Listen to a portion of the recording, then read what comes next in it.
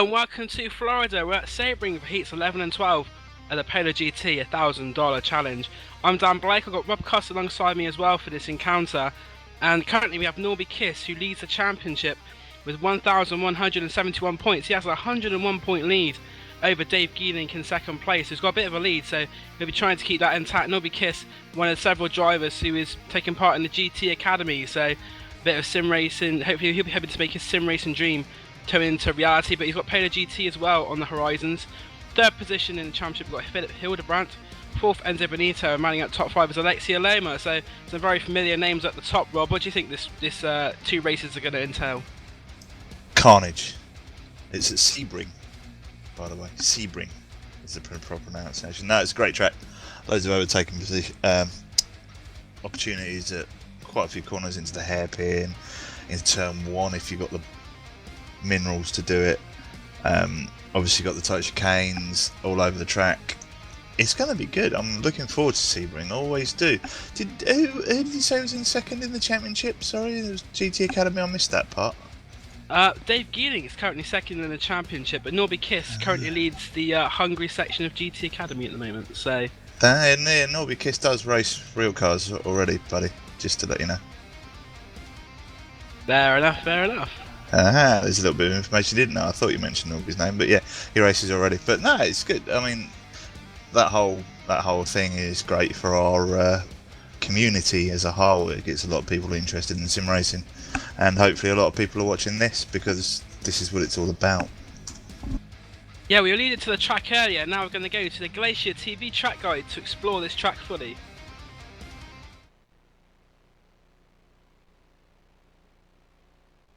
Sebring International Raceway started life as the United States Army Air Force's training base, where from 1941 through to 1946, pilots learned to fly the B-17 Flying Fortress. On the 31st of December 1949, the track played host to its first race, before hosting the first 12 hours of Sebring in 1952, now a predominant feature on the motor racing calendar. Formula 1 has visited the track once in 1959, and the track could also host the first IndyCar test session of the year. The track's bumpiness and changing surface puts real pressure on drivers and cars alike, who have to adapt to many different challenges over the course of the 6-kilometer circuit. Add transition from day to night, and for many race fans around the world, Sebring offers a unique challenge not seen at many other racetracks. The all-time lap record was set by Marcel Fassler, in a time of 1 minute 43.886.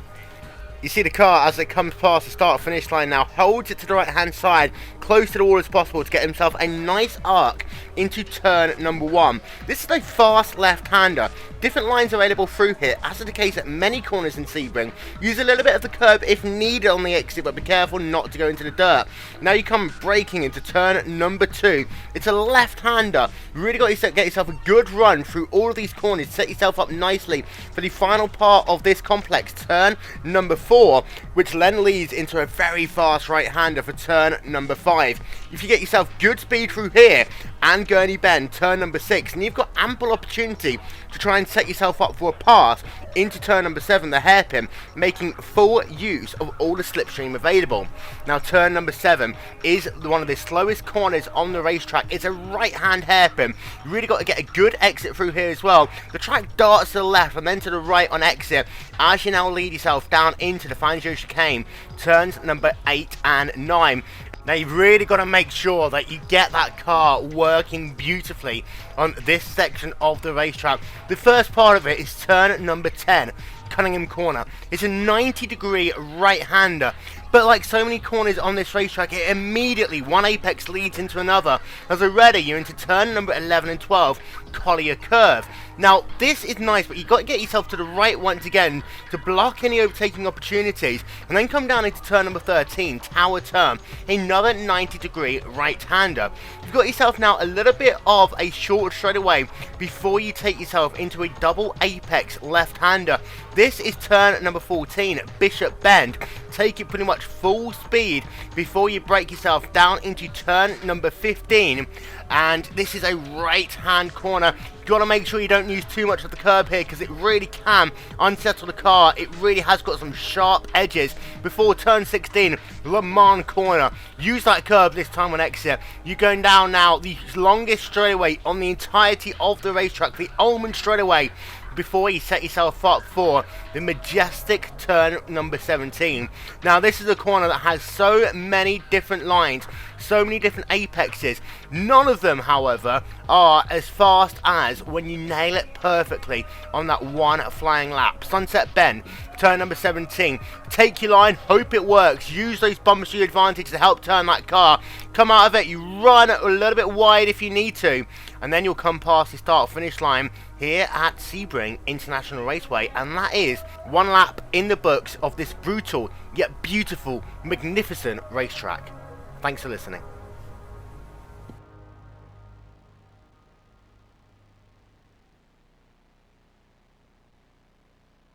And that is a lap of the Sebring circuit. So also worth remembering that Sebring was when the GlacierTV first started with the GT3 McLaren, when we had the birthday race. So the track that some of these drivers have raced before in these cars in the GlacierTV competition. But now we're going to have a look at the championship standings. As we said before, Norby Kiss, top of the pile with 1,171 points. He has a 101 point lead over Dave Geelink in second. In third place is Philip Hildebrandt, who's 435 points behind Norby Kiss. So Norby Kiss and Dave Geelink at the moment seem to be the two drivers that are starting to put a bit of a gap out, but from there on it's pretty tight. We've got Enzo Benito in fourth position, he's got 695 points. Alexio Lema rounds out the top 5 with 647 points, and he's the first of the drivers who has not got a victory this season. In sixth place is Christian Simjak for Team Redline, he's got 632 points. In 7th place is Dom Duhan, another Team Redline driver, 604. Paul Ilbrink from the Radicals is 8th with 566 points. 9th is Marcus Jarrett with 556 points. 10th is Yoni Hagen, the first Glacier Racing driver, he's got 539 points. 11th is Andreas Valencius with 517. 12th is Harold Mitchendiler with 503. 13th, Anthony Rosselli with 458. 14th place, Evan Maillard, who's been excluded from the championship, so that 454 points will be what he stands at. 15th place is Tapani Leniotto on 446. Tobias Cherney, 16th place with 432 points. Pateri Kochevaris in 17th place with 424. Chris Damron Jr. 18th with 381. With Kasper Volker 19th with 369. And rounding out our top 20 in the championship is Stefan Mujla with 362 points, and he finds himself a staggering 809 points behind Norby Kiss as we are now coming through into the second half of this PolarGT season.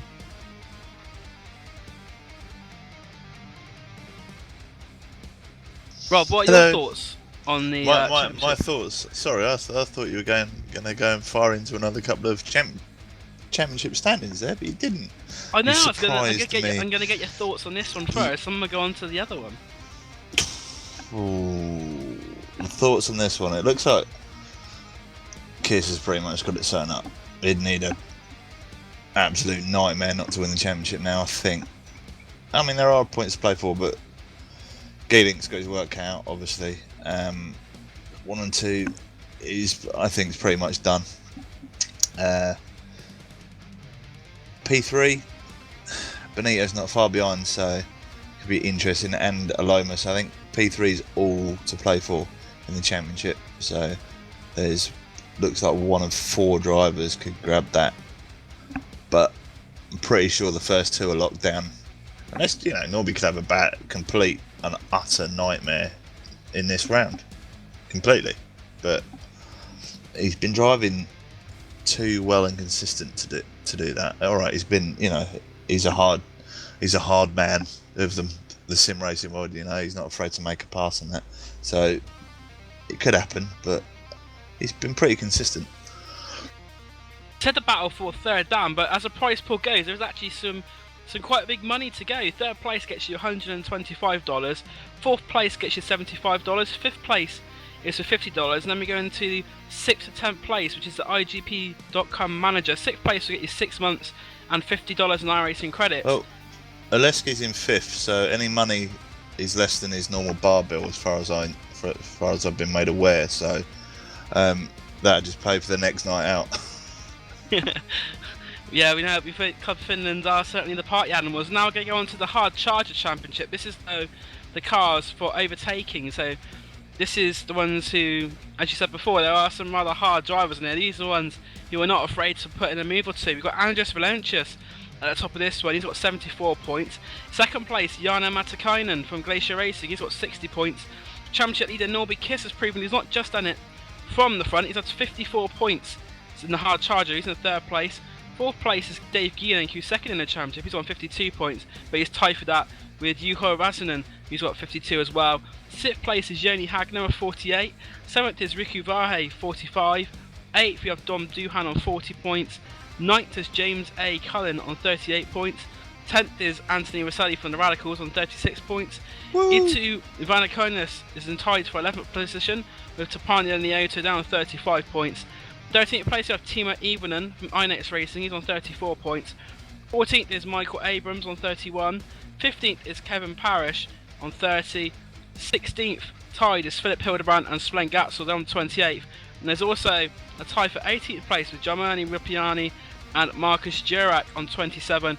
And rounding out the top 20 on that one is Amano Palumba. He's got 21 points. So as you can tell, it's not just a case of going for the victories. You've got the Hard Charger award as well, which is rewarding the drivers who make themselves up, and there's a $25 prize up for that Hard Charger award as well. So half a night was bar bill for Alexia Lane with there. Yeah, but if you notice, there's a lot of Glacier Racing boys in that. They're all trying to win the next round of one of their nights out or weird rituals in the woods that they have. But it's interesting. It was weird with the other series, Proto Ice. The Hard Chargers weren't the main contenders in the championship. I mean, Norby Kiss and Dave Geeling are proving they're battling hard to get their points, because they're in 3rd and 4th. We didn't see that in Proto Ice so much, which is quite interesting from a stat person's kind of viewpoint. I love James A. Cullen's team name. That's just says it all really for this championship. Turn 1 heroes. We've seen a few of them in this series, but I'm quite surprised Philip Hildebrandt's quite low down in this, and Kevin Parrish, they like to battle out. Maybe that they've made a couple of passes and then put it in the wall. So it's good. Also, we've got Christian Shimzak is currently serving a 1-race suspension for an indiscretion at the 2nd race at Brands Hatch, so he'll be missing from today, I believe. And also, there are a couple of grid penalties, including Emil Spindal, but as far as we know, those drivers haven't showed up for the racing today, so those grid penalties will not be going into effect until their next time of racing. So he said there's some Turn 1 heroes, but the race administration tries to keep a lid on them as much as possible. They do, and they do a very good job. Actually, it's very good. I mean, I'm glad we lost one Muppet that got himself a season ban. That's how it should be. Shouldn't stand for that in anything. So that was very, very well done. But if you boys want to, is Jarno running his camera? Is he running his onboard? So, Mr. Jarno Matikainen, who is 2nd in the Hard Charger, has a live onboard, so he could be awesome to watch. That is something that watching Jarno go through the field, he was very unlucky in one of the previous races. I think it was at Interlagos. He was running in quite a high position, and before he was rear-ended by Chris Damron Jr. So Jarno Matikainen's not had the best of luck, but hopefully Sebring will see him a bit of change of fortunes to the Glacier Racing driver. Yeah, I'd like to see that. Jarno's an alright guy. It's not as good as Yoni on the cameras, but he's not bad. So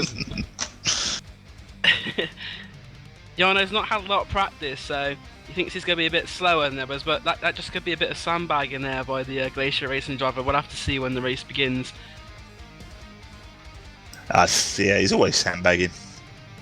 He claims that he doesn't have any practice, but he'll be alright.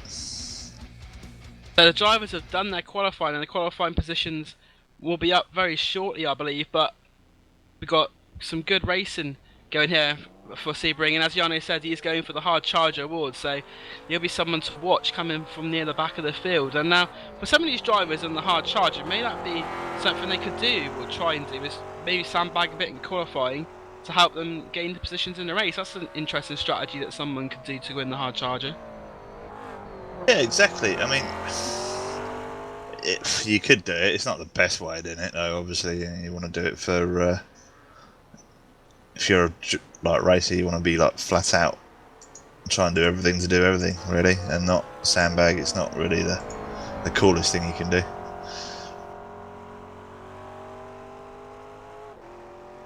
That was, but you could say, but now we've got the qualifying positions, I believe, coming up momentarily, and the grid, at the moment, we have got. Where's the grid? The grid is, I have no idea because I don't have that information because No, I haven't. I'm only part time. I haven't got the information either. So it's terrible. We've got Ricky Var. We've got very few drivers. Though, we've got a McLaren. We've got a McLaren on pole, right? What it is, we've got another McLaren in second, and third, and fourth, possibly fifth.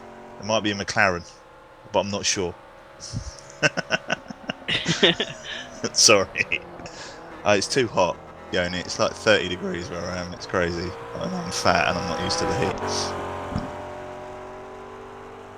So we're looking now at some of the cars. We got entries so far. We've got Ricky Barre, Dave Geelink, Casper Volker Jr., Rocco Barone, Sven Gatzel, Alexia Loma, Glenn McGee, Norby Kiss, Tapani Nenioto, Juho Rasanen, Istvan Balau, Tobias Sherney, Al Mitchenheiler, Joni Matakainen, Joni Hagner, Marcus Jurak, Anthony Rosselli, and Henry Vierok. But those are currently the drivers we have at the moment. But be interesting to see if any some more show up. Yeah, there's plenty more connecting. You know, they're just getting there. As with every Glacier race, you know, you've got to do at least 3 shots of vodka before you jump on the grid. It's written in the rules. If it's not, it should be. The unwritten rule. So now we have got the qualifying positions thanks to Yoni Batman. On pole position is Rocco Baroni, with second place joining him on the front row is Norby Kiss. Starting on the second row is Casper Volker Jr. and he's joined by Glenn McGee. Istvan Balau is on row 3 with Dave Geelink, and in 7th position we have Sven Gatzel on the inside of row 4. You got the rest of the lineup there, Rob? I haven't, because I'm actually having some really bad issues with my computer screen at the moment. I'm down to 9 FPS. Trying to commentate on that, it's not going to be fun. So you have to bear with me while I try and sort out my, I think it's I don't know, something wrong with my computer at the moment, so give me a few seconds. Problems like that could also affect our races as well at some point, so it's something which people don't really think about with sim racing. I think you can have these unforeseen problems which can cause a lot of problems. I was in a NASCAR race earlier on in the week and I went down to 6 frames per second, and it just... That's not something you want to happen when you want to over going about 200 miles an hour. It's the same with these drivers. They don't want to be racing hard and all of a sudden have, even if it's a momentarily glitch, it can still distract you enough to cause you a lot of problems, can't it, Rob? Oh, exactly. It's rubbish when it happens. Yeah. How did your overall race go? I finished 7th in the end. I did avoid the big wreck at Daytona, but I've got to restart this. So give me a minute. I'll be sorry, folks. No worries. And we've got about 3 minutes left of the warm-up session, and then we'll be going racing at Sebring. And as we said before, there has been a reduction of grid numbers over the course of the series, but we're sure to have some great racing even still. Some of the best drivers in the GTs and the iRacing service we've got in this race. You've got the likes of, also got some the iRacing World Grand Prix Championship ex-drivers. We've got Dave, and current drivers in fact. We've got like Dave Geelink, the likes of Alexia Loma. Then we've got Nobby Kiss, Tapani Lenioto, Paul Ilbrink, Anthony Rosselli. There are some real top names in the iRacing GT scene, so this PolarGT Championship might seem a little bit of a lack of numbers, but that's not going to affect the racing. We got back onto into the grid on row 4 on the outside in 8th place. We have Marcus Durack. Row 5 sees Chris Damon Jr. on the inside in 9th place, and in the 10th position we have Henry V. Rock. Row 6 sees Tapani Lenioto and Tobias Sherney. Row 7 is Joni Hagner and the car because of Rassinen in 14th, Juho Rassinen. In 15th position we have Anthony Rosselli, with alongside him on the 8th row Riku Vare. In 17th position is Paul Ilbrink. The Radical driver will be probably a little bit disappointed with that. That's quite a low start for him. In 18th He won't be happy with that. No. In 18th place you have Harold Mission-Tyler. In 19th place is hard charger Jana Matikainen. And coming from the back of the field it's Super Alexia Lema in 20th position. Yeah, he's going to be one to watch for sure. That's going to be quite entertaining. So I look forward to him charging through. Yeah, Alexia Lema currently sitting 5th in the championship, so he'll be wanting to try and get some points back. But one of the drivers he's actually fighting with further up in the table, Enzo Benito, seems like he's going to be a non-starter today, so that's going to be some points he can gain. And also Philip Hildebrandt seems to be somebody who's a non-starter as well, so Alexia Lema could very well trying to challenge those drivers in front of him and try and put himself into the top 3 of the championship. So definitely something for Alexia Lema to play for in this race meeting. Yeah, 100%. I mean, it's always handy when one of your rivals doesn't show up to the race, or has a week off for whatever reason. It's always going to be beneficial to you. So I mean, people that commit to a championship should really do the whole thing. But some people just can't put the time in. Yeah, some of these series are long and drawn out, but PolarGT certainly isn't that. It's lively and fast, and really it's some of the most exciting racing you can see on the iRacing service at the moment. So, but we haven't got long to go until the 11th heat will be underway. As we said before, it's slightly depleted grid. We've got 20 cars, but even still, those 20 cars should be capable of putting off some quite big fireworks. Yeah, I mean, as always, turn 1's going to be interesting, but there's a lot of braking areas on this track, a lot more than some of the other tracks we've just had, so it will be kind of interesting. And the good news is I can actually see the race now. Woohoo! It's always a good sign if the commentator can see the race. Yeah, I've managed to get my stuff working. I've no idea what the problem was, but we are back. It's like when them cheesy chat up lines from the show Take Me Out, let the commentator see the race. But they've got Rocco Barone on pole. Alongside him is Norby Kiss.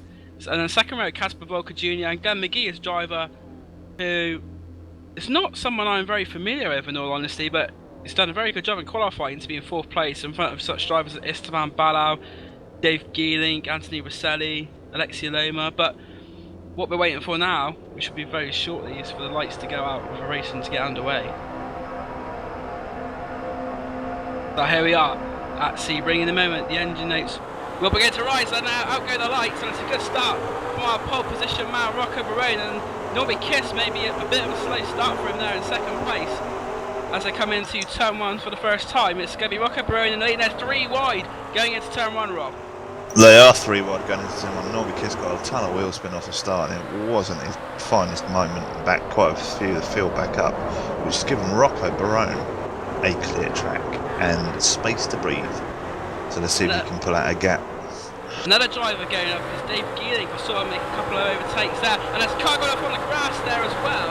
That's I think that's Marcus Durack. It is Marcus Durack. So Marcus Durack is going to fall back to near the back of this field. He is last. He is going to be dead last, but in front of him as well, they're battling out there, going into the hairpin section. There's the Radical cars, and 2 Glacier cars, and Alexia Loma has made a fantastic start. He's now coming up alongside one of those Radical cars, and Alexia Loma from the back of the field certainly is not hanging around on this first lap. Yeah, he loves his car. He's Up fun to watch. He's 12th up to on the 12. first lap. That's pretty epic. I And won't the do his pink hard. cup. Won't do his hard charger or no harm either. But someone else who'll be enjoying this first lap is Rocket Barone. He's pulled out quite a big lead already. I believe the hard charger only works in a second heat, by the way, Dan. So unless he's just doing this for fun. Get some warm up for later. Yeah. But that's not going to do him. If he finishes first, he won't overtake anyone in the second one, will he? that's very true. Nobby Kiss is in second place at the moment, but Casper Volker Jr. has lost a few positions as well off the start. I've noticed as well. He's down into he's down into fourth position. So he's lost.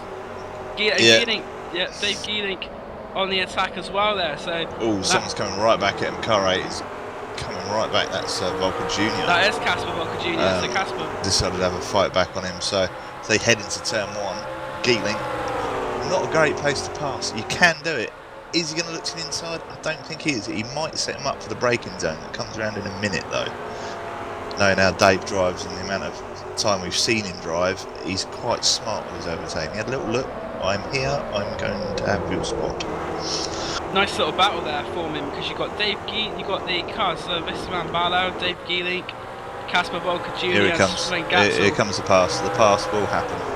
Dave Geelink's got Casper Volker Jr. He's even better runner. Volker Jr. Looks like around the inside now. They're going too wide. 3 wide.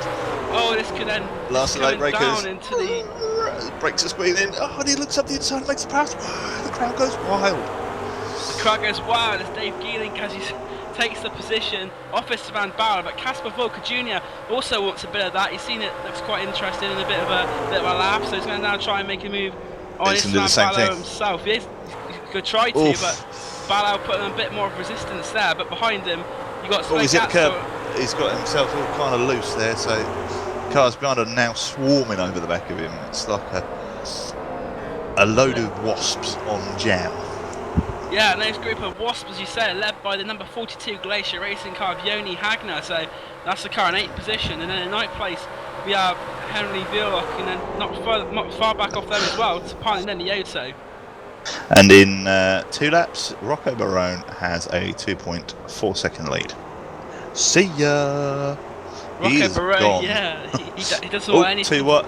We've got 2 wide going down the back straight, and that's just behind Geelink, so that's Glatzel and Sven Glatzel and Volker Jr. We've got Glatzel on the inside. He's going to try and make that move going into Sunset Bend. As we saw from the track guide, it's one of the hardest tracks on the course, but Glatzel shows that he's done it very, very well there, Sven Glatzel. Have you been drinking that? No, I have not yet, but Sven Glatzel gets up a position. And also on that lap, Alexia Loma has made a mistake down 60, but there's a car there very nearly onto the far side pit wall further back there, so just see who that was. But Alexia Loma, and we got a spinner there, and it's Alexia Loma going into turn 1. So Alexia Loma spins, he'll keep on going, but that's going to drop Super right Alexi, not so super. We're going to have a superhero fight back because he's now right at the back of the field. So even Rich Carter and Jana Matikainen, the cars who are running glass have gone through. But further up the field, we've got Sven Glatzel and Esteban Barrow. Yeah, the scrap's still going.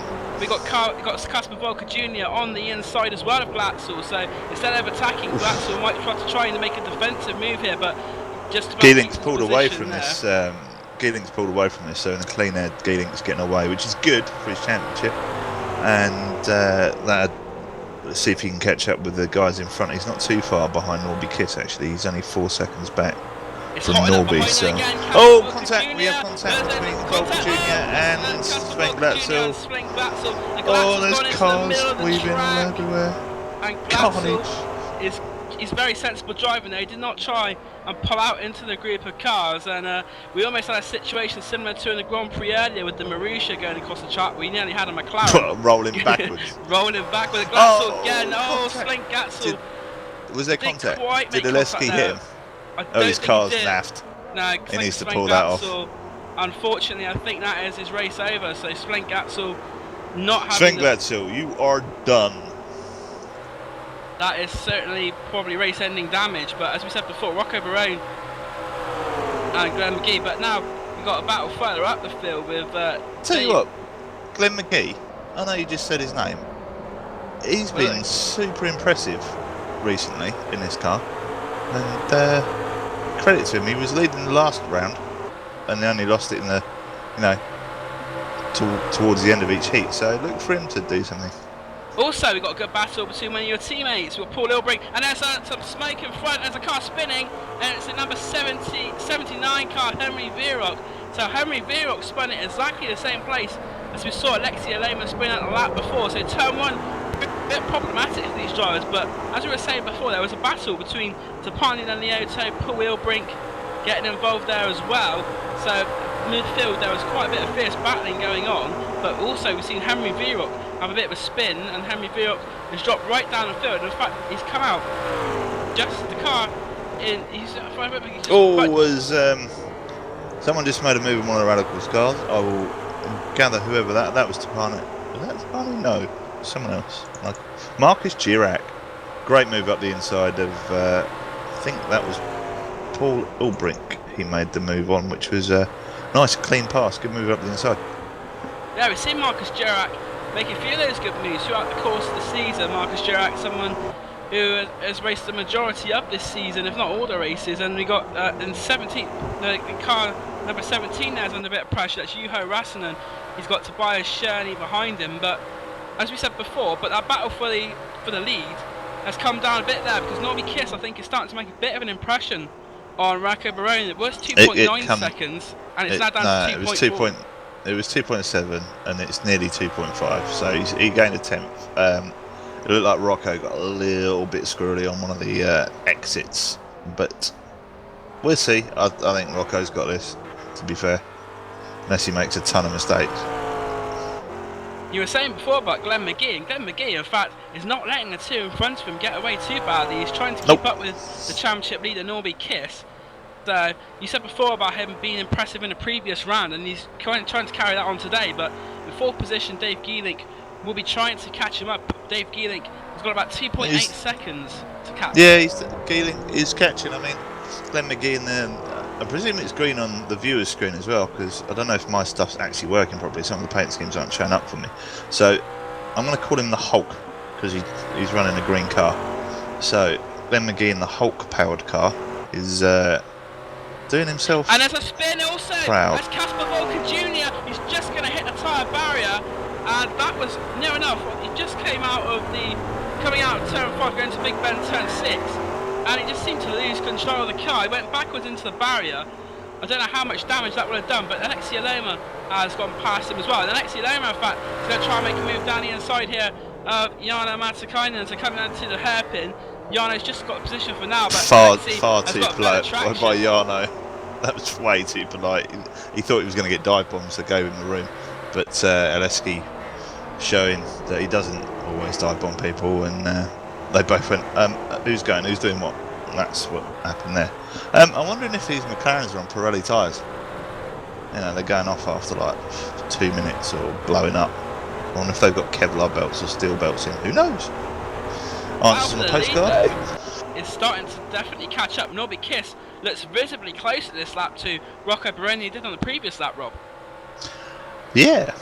Norby obviously heard me. He's probably got the stream above his ear, so every time we say, oh, he's a bit naughty when he overtakes people, or it's the race is done, he decides to prove us wrong. He is visibly catching him as well, which is quite strange. Rocco's all over the shop. I don't know if his car's gone off or he's been pushing too hard, he's overheated his tyre. But we'll see how Norby gets on. And also further back into Sunset Bend, we've got a big battle here between Marcus Girac, Anthony Rosselli and Paul Ilbrink. And Marcus Girac has overtaken Anthony Rosselli, so not content with just going past Paul Ilbrink, he decides he'll have another bit of radical, and he goes past Anthony Rosselli. And Anthony Rosselli now is under pressure from his teammate Paul Ilbrink, and that is the battle for 8th and 9th position. So the Radicals in 8th and 9th, but not far behind them as well. You've got Tapani and Elioto as well, who's not shy for a bit of fierce battling. So the bottom end of the top 10, we've got 4 cars fighting quite fiercely for those positions. Yeah, it's the race is hotting up, and you know what? You know you were saying about Norby catching Rocco. Well, so's Glenn in the Hulk car, because he ain't that far back either. So I don't know whether Rocco's having a few issues that we don't know about. Maybe his pedals or something like that. His hardware's not working so well, and it's causing him a drama. Because he was clearly gone at the start of the race, and something's not gone too well for him recently. So, not sure there. I wonder if we're asking if we get a chance to speak to him at the end of the race. We saw Casper Volker Jr. having off a lap or two ago, but now he's back on the comeback. He's attacking the number 34 car of Jarno Matikainen. Now, Jarno Matikainen's got an onboard. He's got his onboard video running, so that'll be also running alongside the stream. But he's going to have something else alongside him pretty shortly, and that's going to be the number 8 car of Casper Volker. He's right behind the Glacier Racing car, but then not far in front of Jarno Matikainen. You've got the likes of Lexia Loma, Howard Mitchendala. So the battle.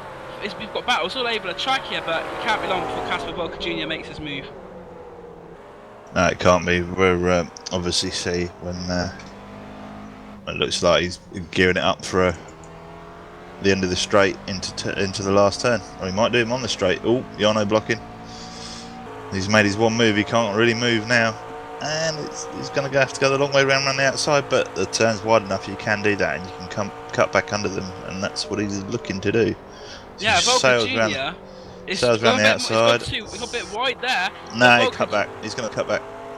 He's just going to just put his foot down and go, see you later. Volker Jr. did well there because he set up that move. He went much wider than Jarno Matikainen as they went through Le Mans, which gave him more momentum onto the straight. And now as he dives into turn 1, it is going to be the car of Volker. And we got Joni Hagner as well now. We're looking at the battle for what is now P5. Joni Hagner has overtaken Esteban Ballo. Esteban Ballo at the start of this lap was in 5th position, but Joni Hagner he's having a great drive. Yeah, he has. Joni Hagner taking that top 5 position. And then not far behind them is Marcus Gerac. Oh, as Balog just got it all kinds of sideways, and that's allowed Gerac to close up. So this could be another free position for Gerac, because Balog ain't got the speed at the moment. So he's going to have to look to the he's going to have to do it the long way around. Looks to the outside. Can't get it done, so cruises round, sets him up. I'll just sit behind him and wait for the straight now.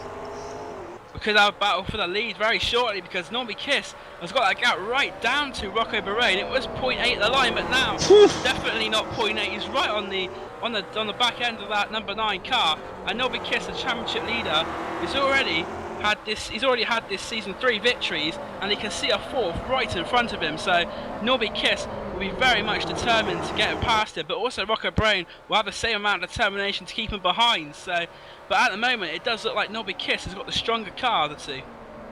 Yeah, I mean that comes down to probably his real life knowledge of.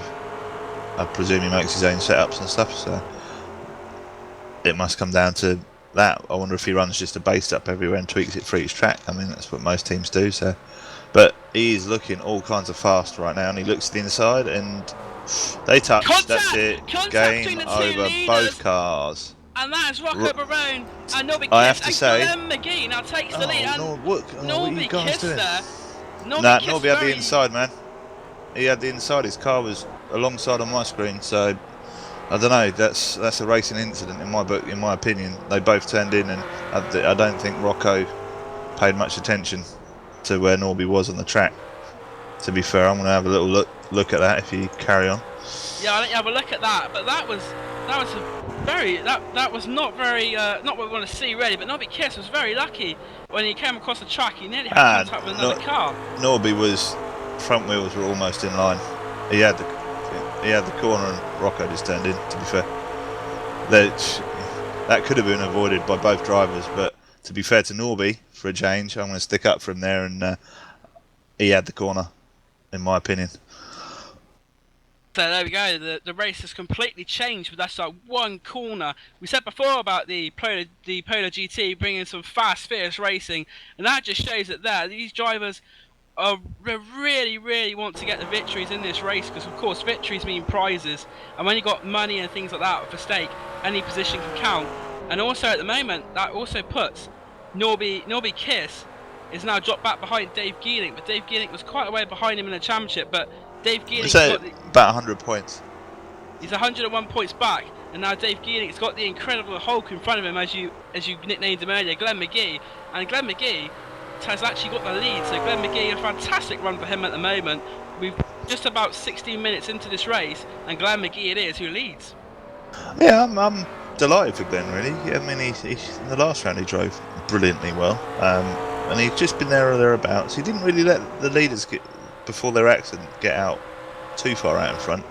He has got to watch the Geelink behind because Geelink is fast, but you know, how long have we got left? Not too long left, so interesting.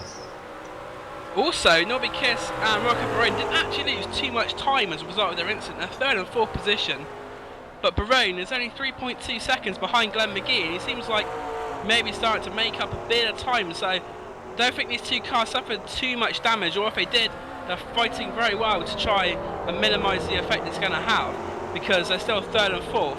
And fifth, Yoni Hagner, but he's under pressure now for Marcus Durack as they go down into the hairpin. Oof. So Marcus Durack will maybe try and make a move. Yoni tries to defend, but he dives out at the last second as Marcus Durack. And Yoni Hagner's going down the escape road. I don't know where he's going, but he's going to lose a lot of positions. He's going to lose 4 positions in the process. There's contact there with one of the Radicals drivers. That's Paul Ilbrink there. They both stay on track, but a bit of a mistake there from Yoni Hagner. And there's more contact for Yoni Hagner. It's Tapani and Yoni, the two Glacier racing cars, getting together. Now that is the first rule of motorsport. You don't want contact with your teammate at all. But a mistake there from Yoni Hagner, who's lost a lot of Geelink's actually just caught up to McGee, and he's about half a second back. He looks much quicker through this section and through the section just before the back straight. So we'll see if we can get a run on him on the back along the back straight. Knowing Geelink's car and how these boys set their cars up, this should be a position change either in the next. Wow, Glenn McGee's car just got a turbo, like extra turbo button somewhere, because he pulled away from him and it's going to be close. Geelink looks to the inside, no, thinks better of it. McGee covers him off, but got a little bit loose on corner entrance. Oof, that was tight through there. Very tight indeed. Now, what good defending there. Good defending there from Glenn McGee. He's just about to start his 10th lap. And what sort of things could they do to their cars, Rob, to help them with their speed or stability? What tools have they got at their disposal as such? Well, in all of these cars, they've got quite an amount of tuning. You can tyre pressures, obviously, is a big one. You can change wing angles, as a voice in my ear says. You've got all the roll bars can be changed. And there's been a crash in turn 1. Who's it involved? There's the number 17 car of Juho Rassinen it is. So Juho Rassinen has been involved there in an incident. He's just been passed here by Casper Volker Jr. So again, turn 1 seems to be producing these drivers with a fair few problems. Yeah, it's just a bumpy, you know, it's a bumpy corner. There's bumps on the first turn and the last turn that can throw your car all over the shop, which leads to like ride height changes and stuff like that, and you know, spring rates and dampers and all sorts you can change on these things. Also on the screen, we've just seen Alexia Loma take 13th position off Tobias Cherney. He was down the outside of the hairpin. A very good move there by Alexi. As we said before, Rob, about he doesn't always dive bomb, and there's another good move there from Alexi. Round the outside into the hairpin, and his next target is going to be the car of Henry Vurock, the number 79, who also earlier on in the race was involved in a bit of an off. So all through this race, quite a few drivers have been making mistakes. Yeah, Sebring. It's not an easy track. Anyone that thinks it is because it's got nice big wide turns and stuff like that is clueless, really, because it's one of the hardest tracks in the States, as far as I've been told by numerous drivers of a sim racing background and full-size motorsport. So, you know, you've got a challenging track with challenging cars with really good drivers. So, you know, mistakes are going to happen because they're pushing hard for, you know, whatever points they can get. As McGee gets it all kinds of sideways into turn 1, so he decided to Tokyo drift that corner and got away with it as well. That was quite quick through there. Spectacular as well. Gerhard Berger, Casino Square, that reminded me of. Also, a battle for third is hotted up because Rocco Barone and Norby Kiss are together again. We know what happened the first time. They had a bit of a confrontation which involved them both losing positions. But as you said about Glenn McGee, he seems to be able to keep Geelink at bay at the moment. Geelink might catch him up on the slower sections of the track, but on the straight, McGee just seems to pull out that bit of extra speed and it's keeping him in front of Geelink at the moment. Yeah, exactly. I mean, Glenn drove brilliantly in the last round. He's showing it again. He can compete at this level, which he's pretty handy. I mean, Will alluded to some of the stuff he had done in the past, and he's kind of one of those people that just goes under the radar as Geelink closes up through that corner, gets much better exit. But McGee's car is fast. I mean, Geelink's been getting in the draft, but just can't get a move done. So McGee is running either a low, he's running low wing, or we may have got to slow down there because that was cutting that to the maximum. We've got just over 8 minutes to go. Oh, Geelink's got a wicked run this time. He is firmly under the boot lid of McGee's McLaren as he's going to look left. He goes right, he's going to go, oh, it's going to be tight. No, McGee sees him, going to just, no, McGee's going to go, you know what, I'm going to make you work. Look at that, that's brilliant. Side by side through the last third. Oof, both flat out. McGee's going to cut back into the draft of the car. He's going to have a look down into turn one. Geelink cuts him off. Oof, that's close. Beat it, Glenn McGee. Oh, here we go. Here we go. They've given each other a race. Geelink's gone wide. Geelink's gone wide. McGee's going to take him on the inside. This is great racing, folks. This is what you call racing. Look at that. Norby Kiss and Rocco Baroni. That is how you go side by side through a corner, gentlemen. And he takes it back. So Glenn McGee in the number 14 is not phased by Dave Geelink. Very experienced and a very, very quick driver is Dave Geelink. But Glenn McGee has the lead. And as we said before, there's just under 8 minutes to go. This battle, I think, will be raging on right into the flag. And also, in the second heat, we're going to have Petteri Cochavara joining in. And Cochavara, problems with his PC during qualifying, but he's going to join us for the second heat. And also, talking of battles, Rocco Barone and Norby Kiss again are right at Norby Kiss is right behind the car of Barone. Yeah, this is looking tasty as he looks to the outside. Oh, late on the brakes. Was there a bit of contact there? There may have been. Norby Kiss going wide there. He's going to lose a bit of time, but the battle between Geelink and McGee, they show each other respect, and they left a bit of space, which we didn't see before of Barone and Kiss. And as you can see, the two of them have been able to keep going because they've shown that respect and they've conceded. But also, we reports that Marco Durac has been in the pits. So Durac, who was running quite high up in the top 10, but Marcus Durac has dropped down now. He's had a pit stop, and he's going to be right now down to P18. But we've had one retirement so far, and that's Svein Gatzel. But also looking at battle here between Tapani Lenioto and Joni Hagner, and the two Glacier Racing drivers, the two teammates are really going at it. And behind them, you've got Henry Villok and Alexia Loma as well. And Loma is going to try and go down the side. We've got two possible passes going on here. And Tapani Lenioto, I think, is going to be overtaken by Joni Hagner. No, in fact, it's the other way around. Lenioto is on the inside of Hagner, and Lenioto is going to try and make it stick. Alexia Loma has gone up in position though. He's made his move on Henry Villok, and now it's going to be interesting to see what happens here, because these two Glacier Racing cars are very, very close, and Alexia Loma wants a bit of it as well.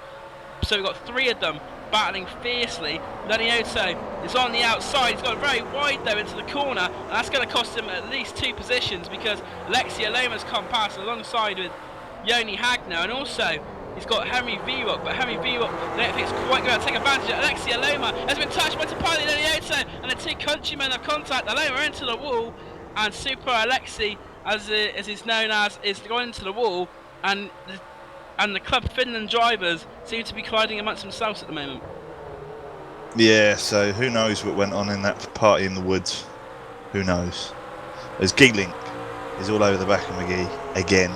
But McGee defending really well in this battle for P1. He's showing his class. Both of them are just driving like their cars to the limit. Tyre smoke everywhere, late on the brakes, but it's a great battle. And as Geelink he's going to look to the outside, carries quite a lot more corner speed. Oof. Is he going to shove it up the inside?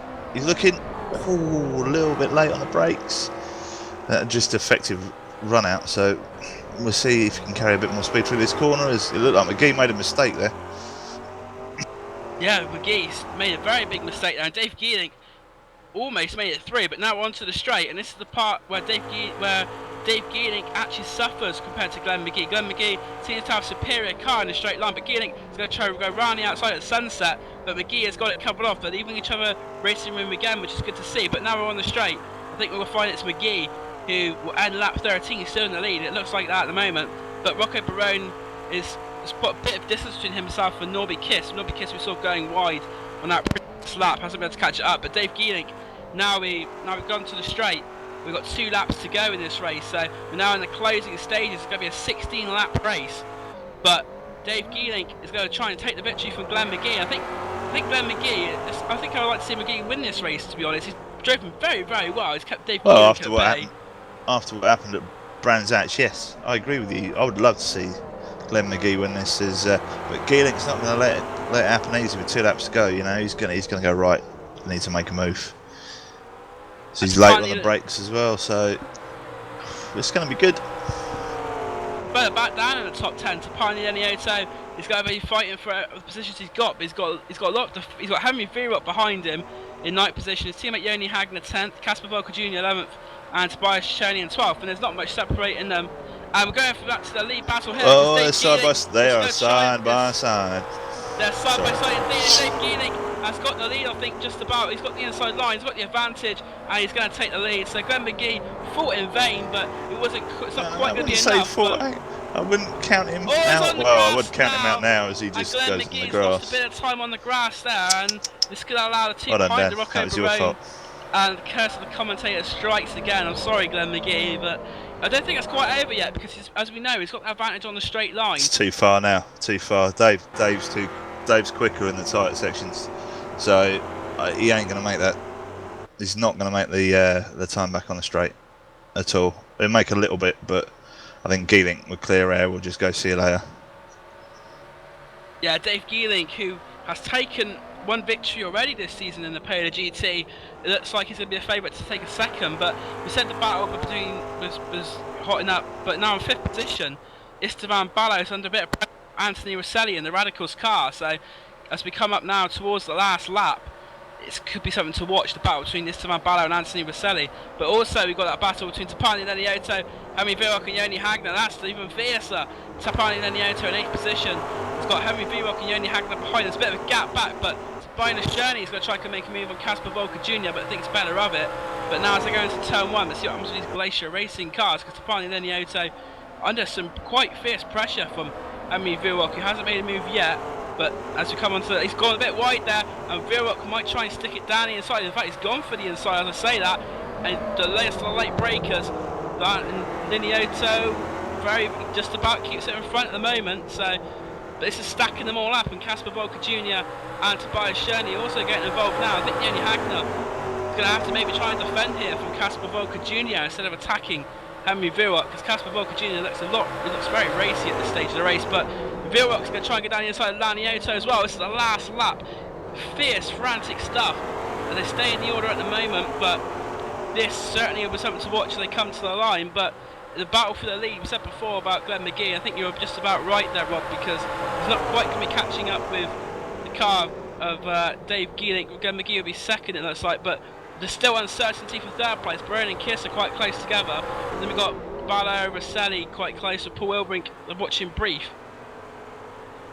And we're now looking at Norby Kiss in the 4th position. He's going to try and take that final podium position from Rocco Barone, but he's gone a bit wide there going into Le Mans corner. I think that's just about what all Rocco Barone needs there to gain that 3rd position. But Dave Geeling, I think we can quite safely say he's got one more. He's got the Sunset Bends to go. He's passed the 1st section, while the 2nd section as well. And is he slowing down? No, I thought for a second he was slowing down, but he's not slowing down. And Dave Geeling is going to take victory, his 2nd of the PolarGT season. It's Dave Geeling with Glenn McGee in 2nd position. Rocco Barone will take 3rd, Norby Kiss 4th. We're talking about a battle for 5th position. Esteban Ballo is going to take it from Anthony Rosselli, with Paul Ilbrink in 7th. Launches it and we're looking at turn 1. contact in the battle for 8th position between Tapani Leniotto and Henry Vierock. Vierock has made contact with Leniotto. Vierock's going to take the position, and Tapani's lost out big style there. He's down to 11th position. So that's unfortunate for him. Alexia Loma takes 12th position. Casper Volker Jr. 13th. We have Juno Rassinen in 14th. Howell Mitchell Tyler 15th. Sorry, I just watched Zaleski just launch his car into the tyres at turn 1 just flat out. That was brilliant. These drivers know how to have fun as well as race hard. That's the main thing. Yeah, very good racing. And just the last car to come across is going to be the car of Marcus Durack. And these cars have had quite an eventful race, but still, there was only one retirement from the race, which was Svein Gatzel. That's the only retirement from this race. It's been fierce, Not bad, is it? frantic. It's not bad at all. It's been a very interesting race, and one which we don't know where to look at because there's so much action in the commentary box. But now we're going to look at the final result, and it says Dave Geelink is the man who takes the victory. In second position, we have Glenn McGee. Third position, Rocco Barone, Nobby Kiss fourth. Those two were first and second until they had a bit of a collision in turn 1, which dropped them 2 back, but they still gained respectable points from this. Istvan Ballo takes 5th. In 6th position is Anthony Rosselli, with Paul Wilbrink in 7th. Henry Vurock in 8th. Yoni Hagner 9th, and rounding out the top 10 is Tobias Sterney. 11th is Tapani Lenioto. 12th is Alexia Loma. 13th, Casper Volker Jr. 14th is Juho Rassinen. 15th is Harold Mitchentyler. 16th is Riku Vare. 17th is Jana Matikainen.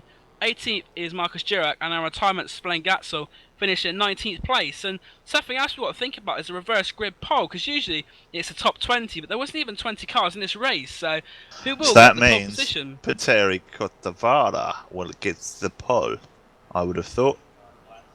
Oh, Glatzel will get the pole. Kotavara will start out the back. Sorry, so P19 will get the pole. So our retiree will get the luxury of starting from P1. So that'll be the grid for the second heat then, because it's pretty simple. We've got Svein Gatzel, who will be on pole position. Alongside him on the front row will be Marcus Durack. On the second row, we'll have Jana Matikainen and Riku Vare. Row 3, we see Harold Mitchentyler and Juho Rassinen. And in 7th position, we'll have Casper Volker Jr. with Alexia Loma in 8th. In 9th position, will be Tapani Lenioto with 10th position Tobias Cherney. 11th will be Yoni Hagner. 12th, Henry Vurock. 13th, Paul Wilbrink. 14th will be Anthony Rosselli. 15th, Istvan Ballo. 16th, Norby Kiss. 17th will be Rocco Barone. 18th, Glenn McGee. 19th will be the winner, Dave Geelink. And starting from the back in 20th position will be Petteri Kotavara, I believe. Yeah, it should be fun. They all like to pass. I mean, I know it sounds bad, but it's actually kind of nice with a smaller field because you all get a chance in second race. You know, there's no one behind you. You've all raced each other once. You know, top 20 is a top 20. Should be quite good fun. And also, for the first time this season, we'll see a complete reverse of the grid as well. So that'll be something interesting. So it's a rolling start as well, isn't it? This one, rolling start. Ooh. But that so was whoever it. can put. That'll be interesting. But we'll talk about Heat 11, which we've just seen briefly. What were your highlights from that race, Rob? There's quite a bit going on in that race. What impressed you in that one? What impressed me mostly in that race is I didn't pass out in my oven of a room while commentating on that race, so I managed to make it all the way through. Go me. Woo! No, serious note. Glenn McGee's driving was brilliant. Him and Dave Geelink showed how you can race side by side for like 3 or 4 corners, not make contact, and have fun doing it. That was super good racing. You know, the action happens every time we commentate, so the action's the action. At the end of the day, we know what to expect, but to race these cars side by side like that was pretty damn good going from my point of view. So those two get a big thumbs up from me. Woo! Yeah, I thought that was quite impressive as well. There'll be quite a few disappointed drivers. I think people like Alexia Loma, I think he'll be especially disappointed because he needs to get some quite good points in order to catch up in the championship, but he's actually found himself finishing near the back of the field, so that won't be good for him. Yeah, it happens. It's racing. You know, happened to Webber in the Grand Prix. You know, stuff happens. Cameraman's all right, by the way. Broken collarbone, bad rib. That's about it. But luckily, we didn't have any wheels come off any of our cars today.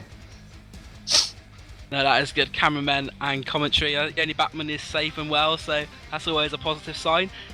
So yeah, we're looking forward to this second race, and as we said before, a complete reversal of the grid. It'll be really interesting to see. I think there's going to be a lot. We thought the first race was frantic. I think the second race is going to be off the scale again because you have the fast guys like Geelink, McGee, Kiss, all starting from right at the back of the field, and they're gonna have to make the overtaking moves. But it's gonna be, I think it's gonna be great. So you've got people like Anthony Rosselli, Paul Ilbrink, sort of people who were certainly not slow. So I think we'll see a different top three in this second race. You could well be right, Mr. Blake. You could well be right. You race real cars. What's it like racing side by side with people in a proper car? For those viewers at home that may not have had the luxury. Well, I do go-karts, but yeah, definitely, it's such a thrill to race side by. Yeah, it really is. You got to give room in that as well. You obviously, well, you don't have to give room, but you certainly get a bit of a reputation if you don't give room. But yeah, side by side racing is what it's all about, really. It's that excitement. It's a thrill. It really is fantastic. I've had the luxury of racing in the Club 100 this year, which is the fastest hire karts in Europe. They go up to speeds about 70, 80 miles an hour on some of the best tracks in the UK. I've driven at Blackmore Park. I've driven at Landau, Wilton Mill, some of the Rye House, most of the top karting tracks in the country. Clay Pigeon as well, where Jenson Button made his name. But yeah, it's just a thrill of racing in general. Even if you're like me at the back most of the time, but I've got a lot of success ballast on me, so that's what it is. No, but it's, you know, quite a few of the sim racing fraternity race, you know, full size as well. So it's always good to get inside. I mean, Christian Shimjak, full-time racer, Norby Kiss races, you know, so that it can transfer, and the more and more people that get involved in sim racing and as a, you know, a cheaper form of motorsport, which it is. I mean, these things are brilliant as simulators and stuff.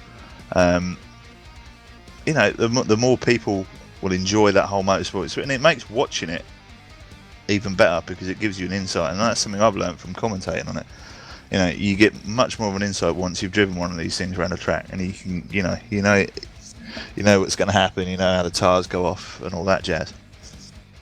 Yeah, also one of the drivers who's registered for this series, just to show what sort of level at PolarGT, Richie Stanaway, he was racing today at the Nürburgring in the Porsche Super Cup. So just shows the level of drivers you get on iRacing. Real life drivers at the top of their games are using iRacing as a training tool. They're using it to get better. Yeah, that I've got one better than that. Martin Plowman, big shout out to our. He's a sim racer. He's racing on this service, and he has won Le Mans in LMP2. So Richie, sorry, you're a good lad and from New Zealand and all that, but Plowy, he's been and done it and won one of the best sports car races, if not the best in the world. When we get that team swap, I think he'll be my number one choice for a teammate there, and he certainly knows what he's doing in 24-hour races. If you're wondering why we're talking absolute junk and about, well, we're not talking junk, but having a discussion about racing, is because no one wanted to come in for interviews. We don't have a driver to interview, so I interviewed Dan, and Dan kind of that's about it. So the drivers are being shy today. We could have interviewed Yoni about his camera work, but that would have been pretty boring. Dodge the tyres though.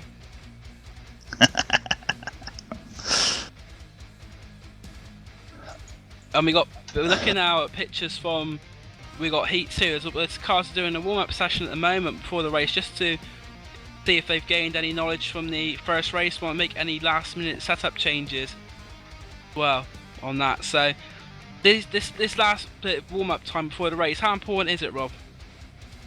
Well, it is important because if you've had a rough race one, you need to kind of calm yourself down and get yourself back into the zone to go racing again.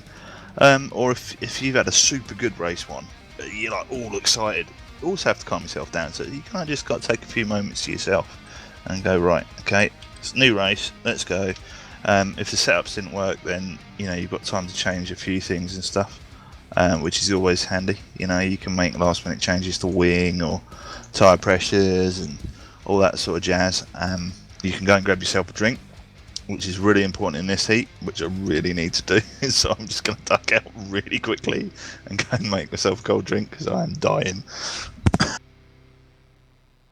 There you go. So Rob goes for a drink. We're just looking at this warm-up session now, and as we said before, first race, we can certainly expect to see more of a set. We'll quickly speak to Yoni, I think, when we got a few minutes to see what he thought of the first race. I don't know if you can hear me, Yoni, but what did you think of that first heat today? I honestly think that was one of the best races, despite the small grid. That was one of the best races yet.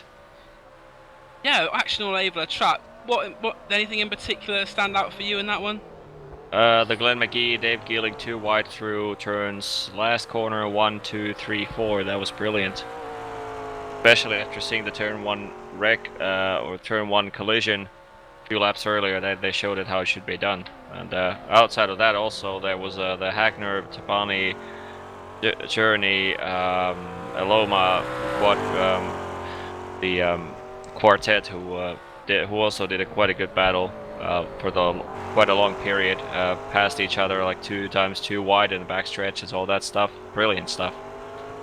Yeah, there's a few less cars than before, but I think the fact they're all so close together means you don't really miss the fact that there is less cars, because the ones we've got are so close together and they're producing great racing. Yeah, obviously summer is taking its toll, and it's obviously outside of Finland as well that people just prioritize warm weathers on top of in front of sim racing. But yeah, like we saw, it didn't take all the top runners of the cup so far are attending. Maybe outside of Hildebrand, etc. But yeah, looking forward to the heat too. After seeing that last one, hope that the first half lap will be clean one, so there won't be any pointless wrecks or anything. Are there any sponsors for the PolarGT that you want to give a quick shout out to? Yeah, ETV Live naturally doing the best all-oval broadcasting of all of iRacing, and naturally iRacing.com for giving the credit prizes for P6 and P7, and naturally IGP Manager for the IGB Manager memberships that they provide to the prize pool. A big shout out to them. And finally, what are your expectations for this second race then? Do you think we'll see more of what we saw in the first race? Absolutely. If we could just make the lap 1 safe and safe, I have no doubt that that's gonna just be even closer than it was. But let's just hope that everyone is able to keep their car on track, not collide with anyone, so we can actually enjoy. Shut up. Yeah, every race. Yeah, well, you just want to shout carnage in every race. Yeah, it's like carnage. Oh my god, they're off everywhere. Yeah, it's just got it. No, hopefully it'll be a clean race. The last one was good as well. The last race was wicked, nice and clean. Just a couple of like door banging moments and stuff, but no real sort of pile-ups like there have been previously. Yeah, certainly a lot of bumper humping, you could say, in that race. But as you said, it was quite close. And yeah, you talk about Carnage, and another bit of random fact: Carnage is actually the name of the student nights out you get in towns and stuff. It's quite a big company in that. So yeah, Carnage in definitely more ways than one. So, bit another useless fact for you there on GlacierTV. If you're a student in the UK and you want decent nightlife, go to Carnage. Dan Blake's useless fact of this race. Got about a minute and a half though until we really will have something to talk about, which would be the second heat of the afternoon for the PolarGT. I just measured the temperature in my room. It's 37 degrees. 37. I'm fat and overweight. I can't cope with the heat. Go away. Yeah, very, very hot here in the UK. It's looming this hot. weekend. It's hot in Finland as well. Seems like most of Europe having a bit of a heat wave at the moment, which probably does explain a bit why we're a bit lacking of numbers. People might want to go outside, play football, drink beer, whatever, and don't really. I was going to say play football. Don't you mean sit in a beer garden with them? Yeah. Nice cool Desperado or we something don't like that. play football. Finland is the worst in the top 5 worst countries in the world in football. But I would say swimming, motorcycling, females. You know the routine. Yeah, it's especially in your. I love Scandinavia. I've been to, lucky enough, been to Norway and Sweden. I haven't been to Finland, sadly, but beautiful part of the world. If only sim racing was a Olympic sport, you might have a bit more luck. Yeah, true story. Indeed, Finland are the World Cup winners on iRacing, so they might not be very good at football, but they certainly know what they're doing on iRacing. The Brits didn't do too bad in that, to be fair. No, UK and I made the final as well, alongside Brazil and Diach as well, so yeah, it seems like we've got all bases covered really in terms of iRacing. But we're going to go through the grid now for what is going to be the second heat of this race, and here we go. On pole position, we've got Sven Gatzel. Alongside him on the front row is going to be Marcus Jurek. Row 2 is going to be Jana Matikainen and Riku Vare. In 5th position is Howard Mitchendiler. Alongside him on the 3rd row is Casper Volker Jr. Alexia Loma starts 7th position.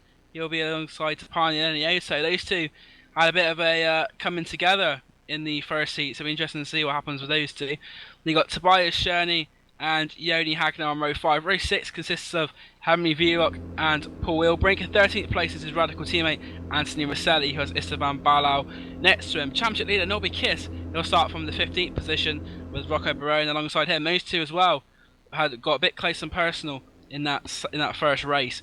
17th is Glenn McGee, who was very, very unlucky. He could have maybe had the victory there, but that went to Dave Geelink, who starts 18th. And it's a big welcome for today for Petteri Kochevar. I missed the first race, but he's joining us for the second heat. And I think we're missing a driver who was in the first heat, because we had 19 for that and we have 19 for this, even with Petteri in here. So I think we've lost a driver in between the heats. It may have been Rocco who disconnected and is reconnected. Is Rocco there? Let's have a look.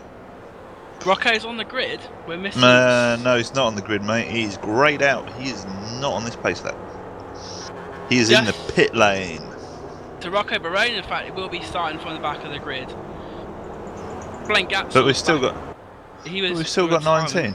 Yeah, Who we are we still missing? have 9. That's what I was wondering, because we had one retirement from that first race. Glatzel, Jirak, Mark Cahan, Riku, Harold Mitchell-Tyler, Volker Jr. Where is? Very strange. Very strange. Rasanen is missing. Juho Rasanen is missing. Juha Rasanen is missing apparently. Yeah, Seems to be so. The number 45, I think that is. Yeah, I think he has gone missing. In fact, he's not showing up on there. So He's thought, sod it, I'm going to the pub. It's warm outside and I need a bit.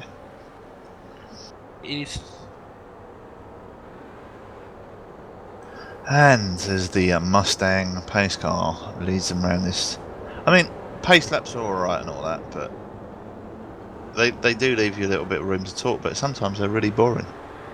And there's some nice trees around Sebring, and like an electric plant and some other bits, fire truck they're going past, you know, some motorhomes in the middle.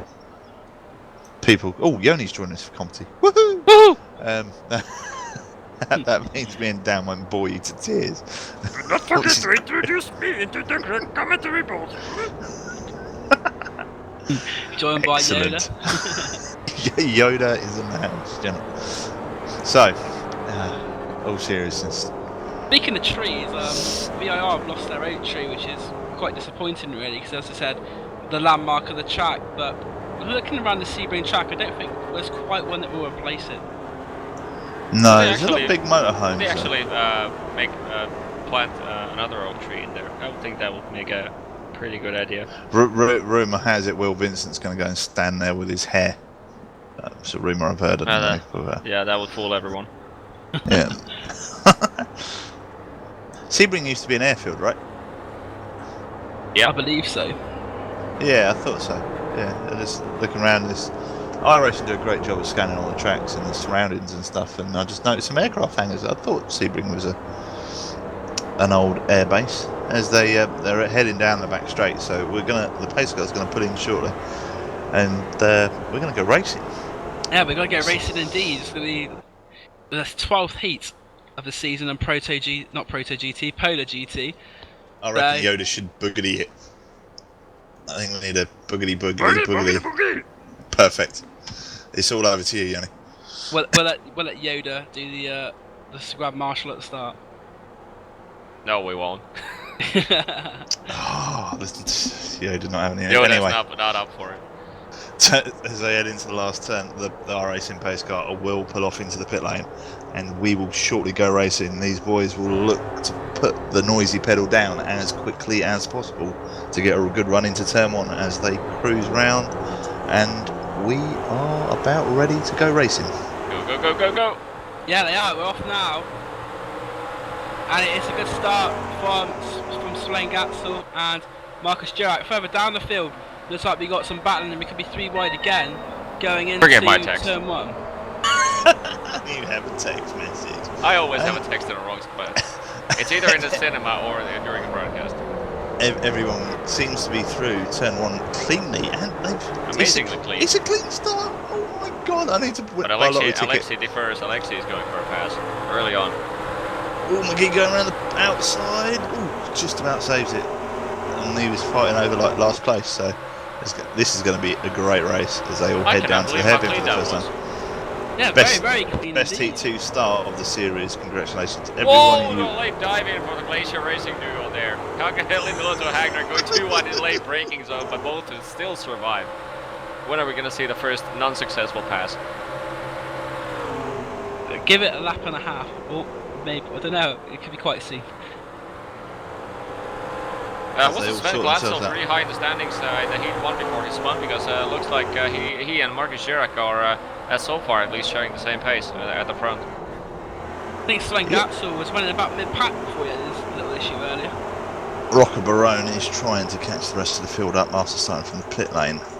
We've got a Matakainen train forming as well from third backwards. Doesn't surprise me. Choo-choo! Something happened to Rocker Barone. Just ignore me. Rocker Barone is starting from the pits. That way so far back. But Hagner is attacking. Aloma Hagner too wide coming into the back straight. And they're alright. Aloma passes. Aloma cleans it, but Hagner is coming back.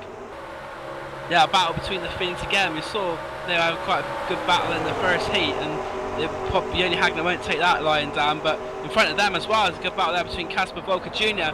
He's gone very wide into Sunset. He's going to try and get the... Whoa, 3 wide into the last corner, guys. That was Yoni Hagner, Tavani, Linotto, Tobias Cherney, Paul Ilbrink almost making it 3 wide in there. And now Paul Ilbrink is 2 wide with Tobias Cherney there, approaching turn 1. No, it's actually Norby Kiss coming into the inside. And Norby, Jesus. Norby dives right into the 3 wide and clears the 3 wide before the midpoint of turn 1. And in front of him there's a massive battle as well. It'll be a battle for 3rd place back, but as we can see at the moment, slight contact. There's a car off there. We said this could be bad. Just cleared it. One of the Glacier Racing cars is out as well. 3-car pilot there as they come up towards the straight. I think Aloma just ran out of road there. They tried to give each other space, but not sure who exactly was to blame there. But I would call that a race incident. But it seems like the 3 wide just didn't work out. The people just ran out of road by like a centimeters. And while that's going on, Jana Matakainen is actually pulling away from the group behind him.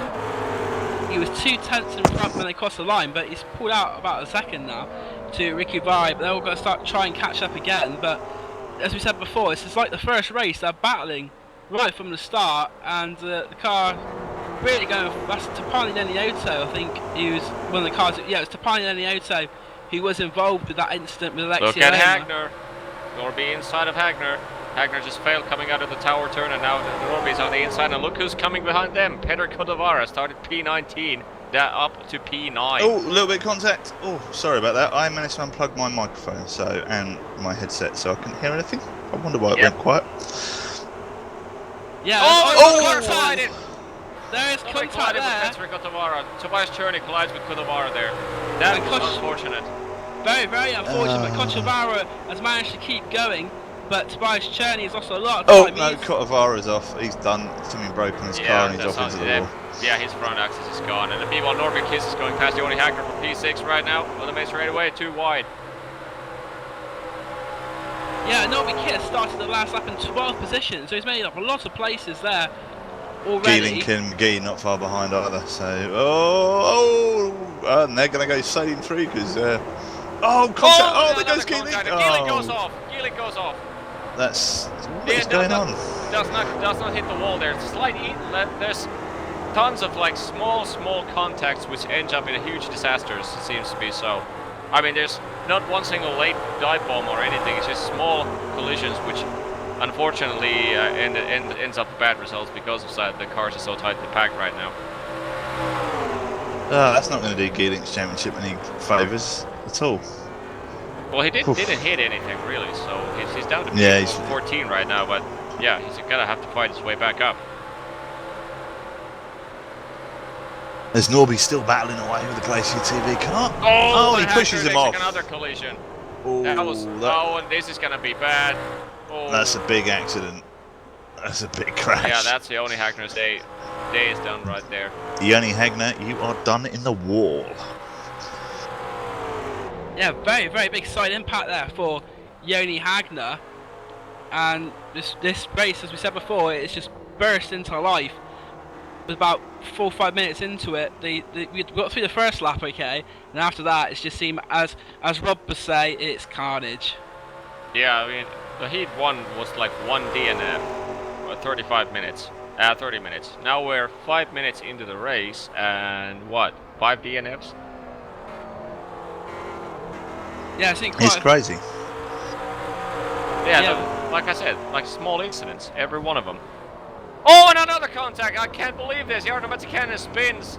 Riku Warrior just causes slightest contact again, the slightest contact to the rear of Jarno Matikainen, and he spins. And Riku Warrior politely just stands back and waits for Jarno to clear his car. But tons of small contacts, but the result of those small contacts is insanely like damage causing to the overall field.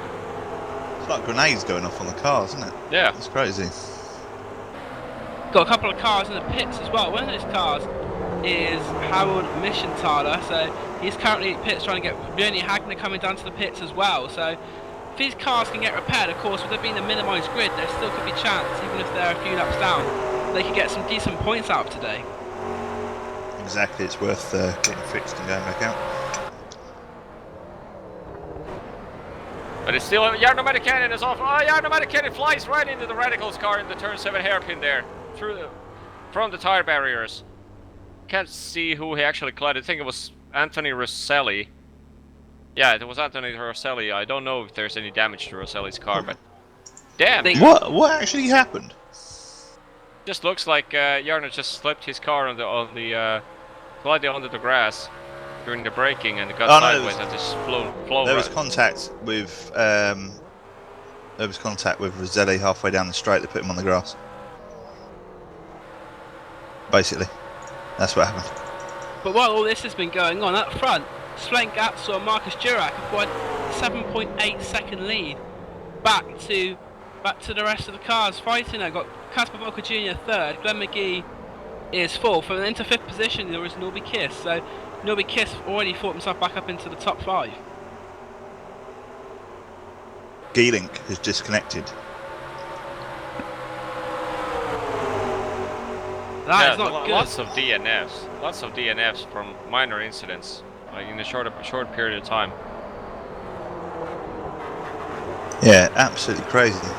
So we didn't get any contact in the first lap. They all decided to save it for 5 laps into the race instead.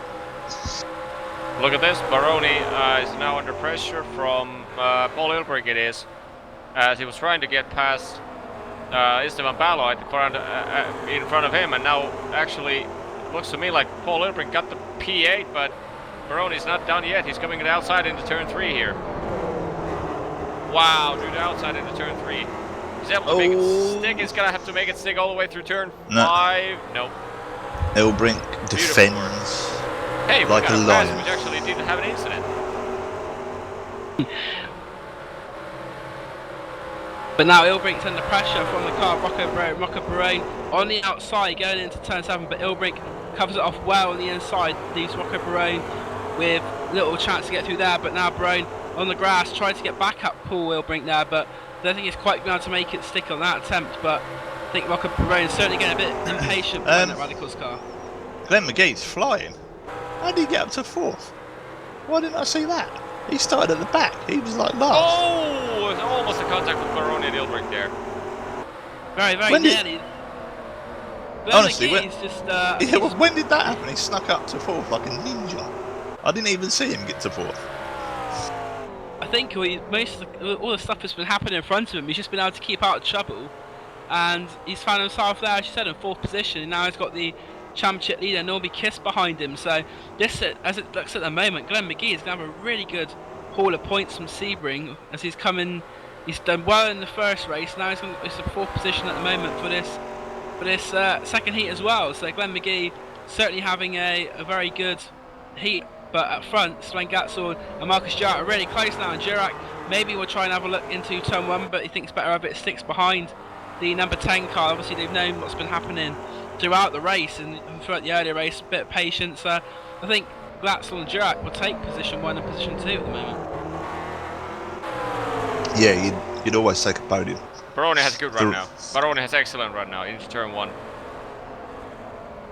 He's on the Ilbrick inside takes there. very wide line. Yeah, very, very wide line. Carry there the speed, behind though. them. Tapani Lenioto is going to try and make an overtaking move Too as well. wide. They're going Into to turn 3. almost contact. Almost contact there. Baroni's certainly stuck his elbows out there, but no harm done, and he's moved up a position.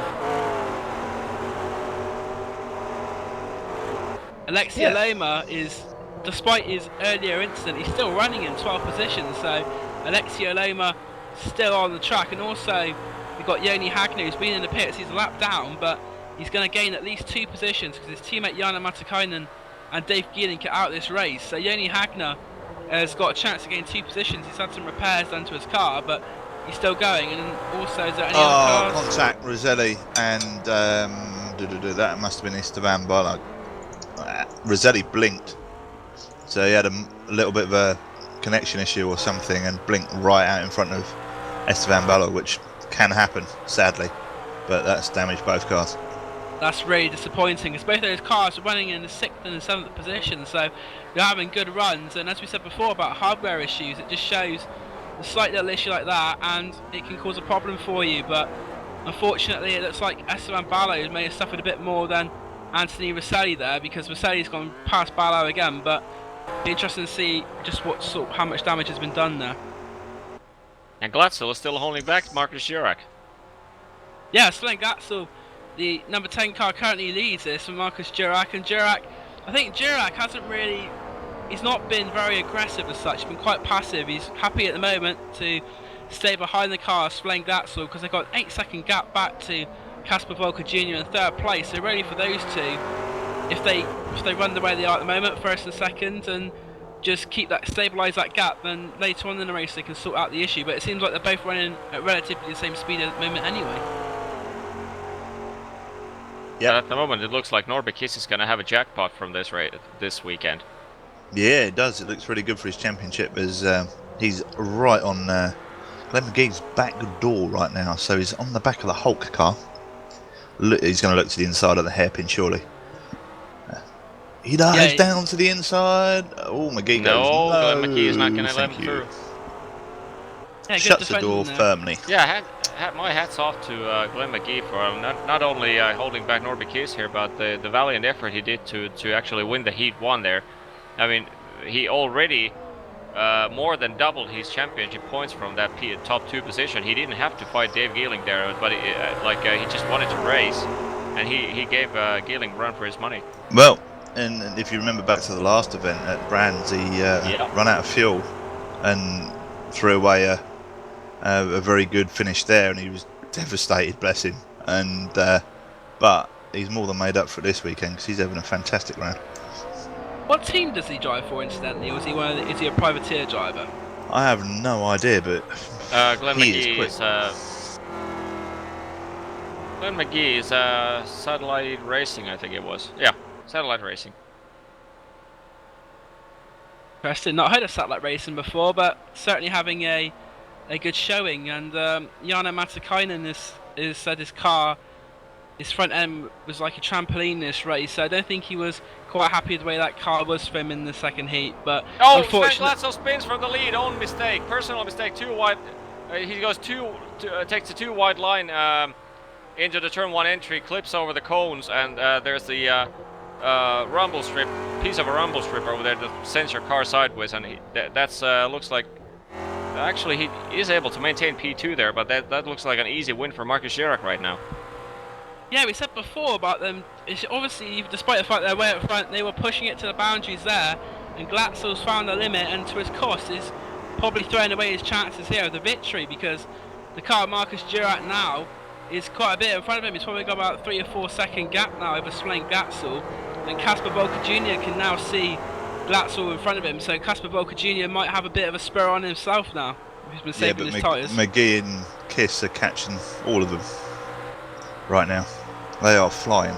And McGee, we know how good Norby is. He's leading the championship. McGee's no slouch because he's put car lengths between him and Norby again. Very, very violent fight. As Joni said before, he did very well in that first heat race with his battle with Paul Wilbrink, and Glenn McGee certainly shown himself to be one of the stars of at least Dave this Keeling. weekend of PolarGT. Well, with Dave Keeling, Wilbrink. Dan, are you sure you haven't been down the pub? I haven't been down the pub, no. I'm just very, very. It's very hot, very muggy, and just get a bit confused at times. But yeah, it was good from as I said before when he was fighting earlier with Dave Keeling. But yeah, Glenn McGee certainly. His stock is certainly rising, you got to say, after this weekend showing. Definitely. It's pretty obvious he's running a far lower rear wing setting than Dave Gillick and Norby Kiss, because they got a good runs on the back stretch, but they just cannot get the draft. I mean, they got the draft, but just cannot build the top speed more than McGee is doing all by himself at the front. Yeah, but it seems obviously it suits McGee's driving style, because I've seen him get sideways a couple of times, but he doesn't look ragged. You know, And Bello takes a position from Roselli. Go on. When a lot of people, you know, run the lower wing settings, you know, the car's moving around a lot underneath them, and they're having issues. As Norby Kiss looks to the inside, doesn't quite get it done. There's a big battle going on. They're coming to turn 1 here between Esteban Balao, Anthony Roselli, and Ricky Vare. And Ricky Vare. Clips the bump. Esteban Balao, as he said before, he says there, he's lost 2 positions because he's hit the bump coming out of turn 1, and that's all the invitation that Roselli and Vare needed. So Roselli Norby Kiss just got P4. Norby Kiss has finally found his way past Glenn McGee as well on the exit of the hairpin. So it's all going on here at Sebring. It was quiet for a couple of minutes, but now we're back with the frantic PolarGT excitement. Norby Kiss up into 4th position now. How long has he got left? He's probably got about 20 minutes. A bit of slide out, the back end slid out there. Right, so he's got Glenn McGee, more pressure. McGee won't let us fly at all. We saw how quick he was in Heat 1, so... Yeah, McGee is going to fly right past him on the backstretch. Yeah, if he gets anywhere, it's like McGee's car's got DRS. it's crazy. Yeah, Norby ain't slow either. Yeah, he needs to get a good run. And McGee needs to set him up early to get a good run out of this corner. No, it's too far back. 0.8 of a no, second. Yeah, way too far back. Dropped a lot. It's dropped quite a bit there, in fact, on Norby Kiss as Glenn McGee. So he won't be able to go back in time. But look at further back, we'll see what's happening here with that battle. And Anthony Roselli starting to pull out a bit there from Ricky Vare and Esteban Balao. But it's Alexi Loma still going in 12th position despite his earlier incident. He's keeping going. He's the last of the cars on the current in the lead lap. He's 38 seconds behind Marcus Gerac. We said before about Joni Hagner, and he has gained 2 positions just as a result of getting his car repaired and staying out there. He's gone past Janne Matikainen and Tobias Turney, so that's a 13th place at the moment for Joni Hagner. He's currently running 2 laps down, but more importantly, he's actually still running in this race. Yeah, thanks to that, he's made up 3 positions. Yeah, Norby Kiss, we said before about him pulling away from Glenn McGee, and then Glenn McGee wants to come onto the straight again. Glenn McGee seems to inch ever closer to Norby Kiss, but as they now and go into the more into the more twistier technical sections of the track, we see Kiss pull away, but Glenn McGee's certainly not letting Nobby Kiss have it easy at the moment. No, he showed he likes to fight. He fought with Dave Gillian really hard in the first leg, and he'd do the same. But he could do with sitting behind Norby actually, because we know Norby can close gaps ridiculously quickly when he's not being fought. So if he just sat there, you've got at least 9 laps left. Because what did we do? 16 or 17 laps in the first race. I think it was 16. So yeah, the extra 5 minutes is another couple minimum, isn't it? So 18, 19 laps. 3 extra laps. Okay, so 9 laps in. Wow, I was right for a change. If he sat and they worked together, they would quite easily catch the drivers in front in 9 laps. I'm pretty sure of that. They're 12.5, they were at the start of the lap off of the leader Marcus Gerard, but they're only 6 seconds behind Casper Volker Jr. and he's not far behind Sven Gatzel as well. So if they work together, there is a chance that one of them could at least get a podium out of this. But it looks like Glenn McGee he's certainly keeping up with Nobby Kiss. He's dropped back a bit there though, a bit wide coming out of the final turn at Sunset. So Nobby Kiss has a bit of time. Interesting to see if he's closed up at all on that lap. Is now, yes, he's quite 3/10 on the race leader. So Nobby Kiss is ever so slightly catching up. I don't think he's quite doing it quite quick enough though. Who knows? Who knows with Norby? I didn't think he was going to catch Rocco in the first heat, and he did in like 2 laps. But even though Glenn McGee dropped back slightly from Norby Kiss overall, but last lap was a half a second, 4/10 faster than Norby Kiss did. Crazy, isn't it? Yes, that's really is. You wouldn't have thought that, but yeah, Glenn McGee quicker than Nobby Kiss at the moment. But also, Sven Gatzel's taken at least half a second off Marcus Jurak on that last lap as well. It's a full second even. So Sven Gatzel, he made that mistake, and now he's going to try and make amends for it. As we said before, he's got 8 laps now to try and get Marcus Jurak. So I think the battle for the lead might not quite be over, because I think Gatzel, he's also dragging Casper Volker Jr. along with him ever so slowly as well, because Volker Jr. at one stage was 8 seconds behind, now he's got down to 5.7, so he'll close up again quite nicely towards the end of the race. Yeah, that's going to see how these next 8 laps play out. Should be interesting. See what's going on further down the field. We've still got that. We've got a nice battle here for 10th place with Vicky Vare and Esteban Ballo. That's for the final place in the top 10. At the moment, it is the number 4 who has it, but the car of Esteban Ballo right behind, right on the boot lid of that number 4 car, and he'll be looking to try and get that top 10 position as well. And these are the last of the cars, which are, well, they're not last of the lead lap. So Alexia Loma, who's in 12th position, but these are the last of the cars. 12 cars on the lead lap is pretty rubbish. 12 on the lead lap. We got Vare and Esteban Ballo fighting for 10th position. Even though they're the couple of the last cars on this lead lap. Oh, that's Ballo gets onto the grass. They're lucky to keep it out of the wall as they went down the Ullman Straight, but Esteban Ballo keeps it out. I think he just caught the grass there, lost a bit of time, but that's his chances of Ricky Vare gone for a little bit, because now he's got to catch him up again. He's lost about 1.5 seconds at least there, so Esteban Ballo will be having to try and gain that soon. But yeah, the races at the moment is pretty static at the moment. We've got Jurak 3.3 seconds ahead of Glatzel, we've got Casper Volker Jr. in 3rd. Nobby Kiss is 4th for Glenn McGee in 5th positioning. Nobby Kiss, I think, starting to pull out a bit now for Glenn McGee, ever so slightly. Yeah, he's pulled a little gap. But, you know, Glenn's drove brilliantly anyway, so he quite happily sit there and take the points, I think. I think this has been his best weekend on PolarGT ever. So, as Yoni said earlier, he doubled his championship points in one race. So suddenly found some, gone to the supermarket, and instead of picking up a bag of groceries, he's picked up a bag of talent.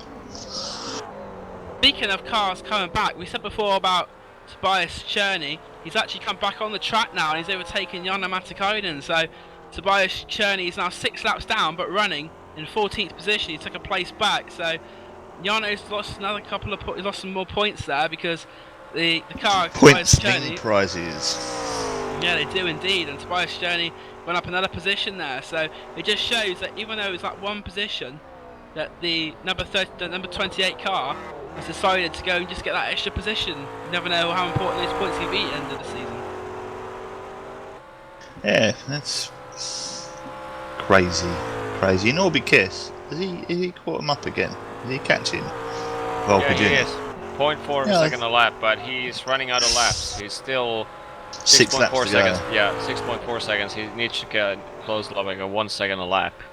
Would I he think get that's doable. what, Volker Junior? You don't think he can get a podium?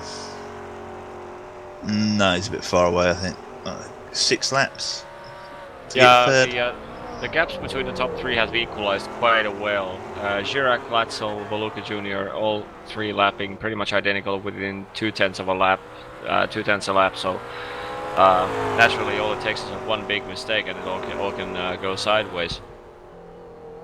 Exactly, sideways is not the quickest way to go forwards. Yeah, after Sven Glatzel found out to his cost what one mistake can do. He was leading, now dropped down to second place, and he's really struggling to catch up to Marcus Girac, because as they have been all race, been running at a very similar pace. Glatzel made the mistake in turn 1, Girac got back, and now Glatzel, from leading the race, he'd probably be happy enough with second place, but be disappointed that he could have had the win, and I think he'll feel it was definitely a win lost. Well, yeah, so if you make a mistake like that, you're bound to feel that. That's no doubt. He spun it and lost position, but that's racing. It's a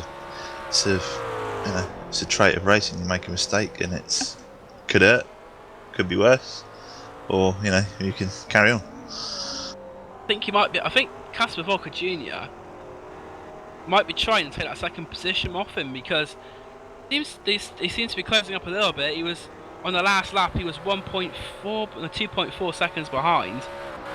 Be interesting just to see though if he can do anything about that number 10 car and give us something in the last section of the race, a bit of a battle for the podium position. But it's going to be, as Joni said, they're all lapping quite close together, so it will probably take a mistake or something for them to catch up that distance between them. But we have actually no battles on the track, really. Actually, after the last update on the lap times, Marcus Girac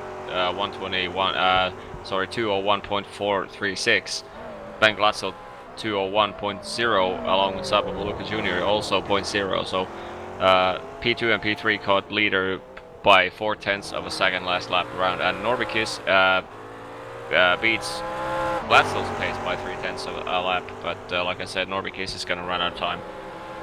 Yep. Yeah. Oh, that's a very battered. But Glatzel actually has a potential to regain the fight for the lead. It's not necessarily over yet. Hydra goes wide there. Yeah, Yanni Hagner, 13th position, currently running 2 laps down. He suffered damage before, but yeah, as we said before, the battle for the lead. It seems that Girac, he was quicker. He's lost 0.4 on that last lap, and the gap's down to 2.7 seconds. So it'll be interesting to see these next couple of laps if Girac can get the pace back, or if Glatzel's quicker. Because if Glatzel can gain it's obviously we're on lap 14 now, probably got about 5 laps to go. Could have a grandstand finish, but it all depends obviously on if Girac can keep us cool. I think Girac is, as we said before, it's a mistake, basically a mistake away from losing the time at the moment, because he's got a 3-second lead near enough at the moment, so he's pretty steady, but a mistake could change all of that very quickly. Yeah, it could. One little mistake, we've seen it happen. Is speaking of mistakes, we got a battle for a position here. Alexia Loma is hounding Rico Warrior for P11. Woo! We've got action on the track, and that's gonna do it. Here we go. There's all dust going off everywhere. Oleski looks. He's done him. Oh no! Oleski runs onto the ground. Oh, Ricky's lost a lot of time as well, because Ricky was fighting with Savan Balao and Anthony Rosselli. So somewhere along the line, Ricky has lost quite a bit of time there. Am I the only one who sees that Alexia Loma's rear wing is slightly bent? Yep, it's bent.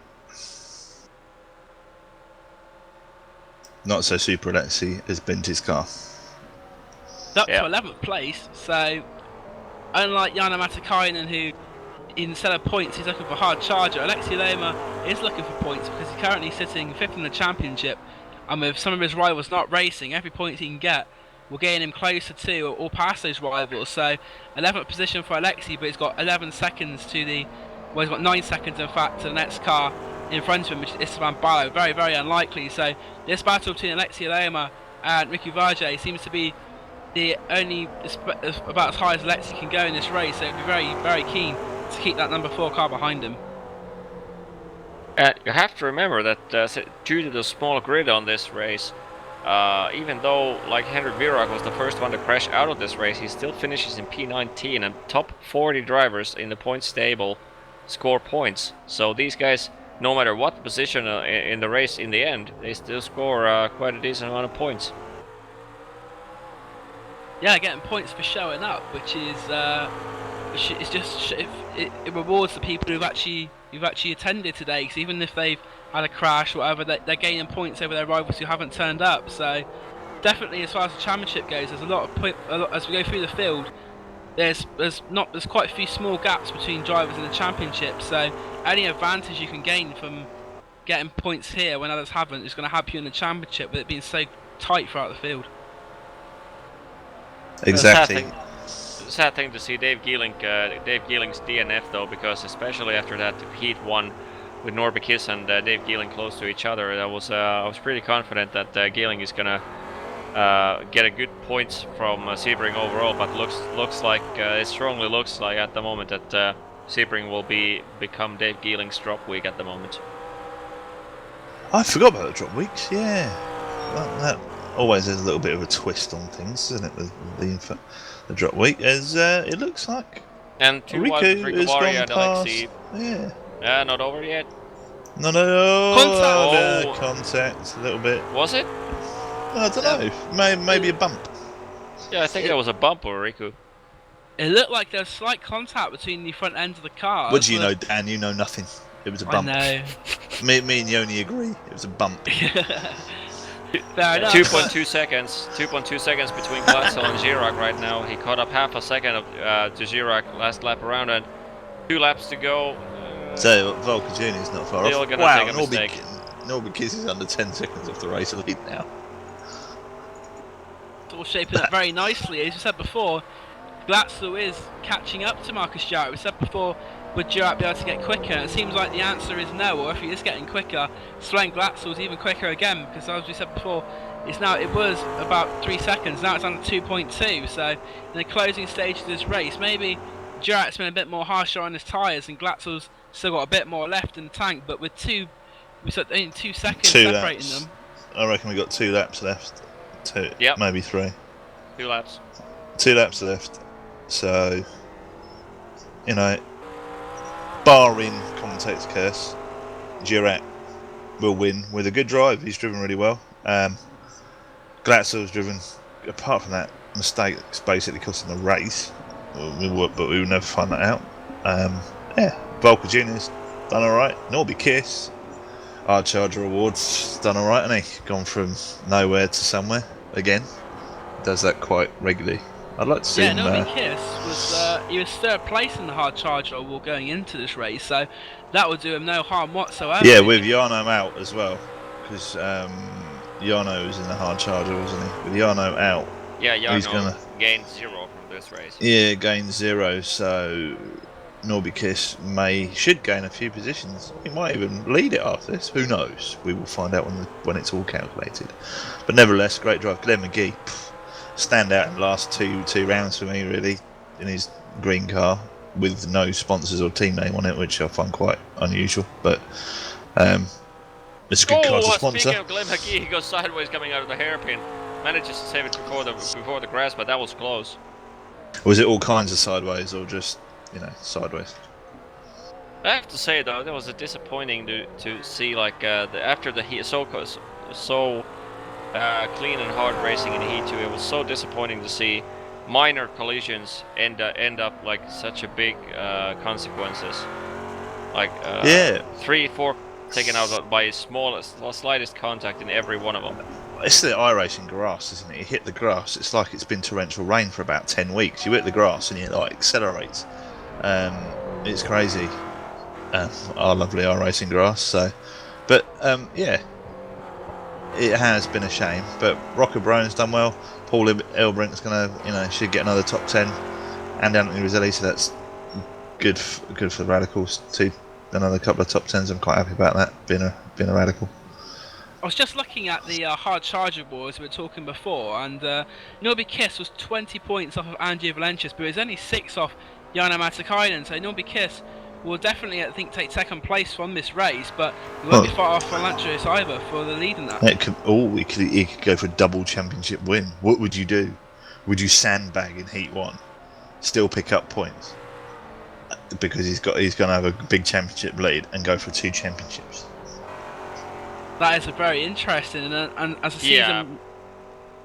But what would you don't do, score Yanni? that. You What don't would you score do? that much. You don't score that much cash for winning the hard charger award. So I wouldn't jeopardize the fight. If somebody wrecks you out of one race, that's going to be a drop week. If you then True. play around for one race and something happens there, then it destroys your championship. I'm pretty sure Norbekis wants to focus on completing all the races.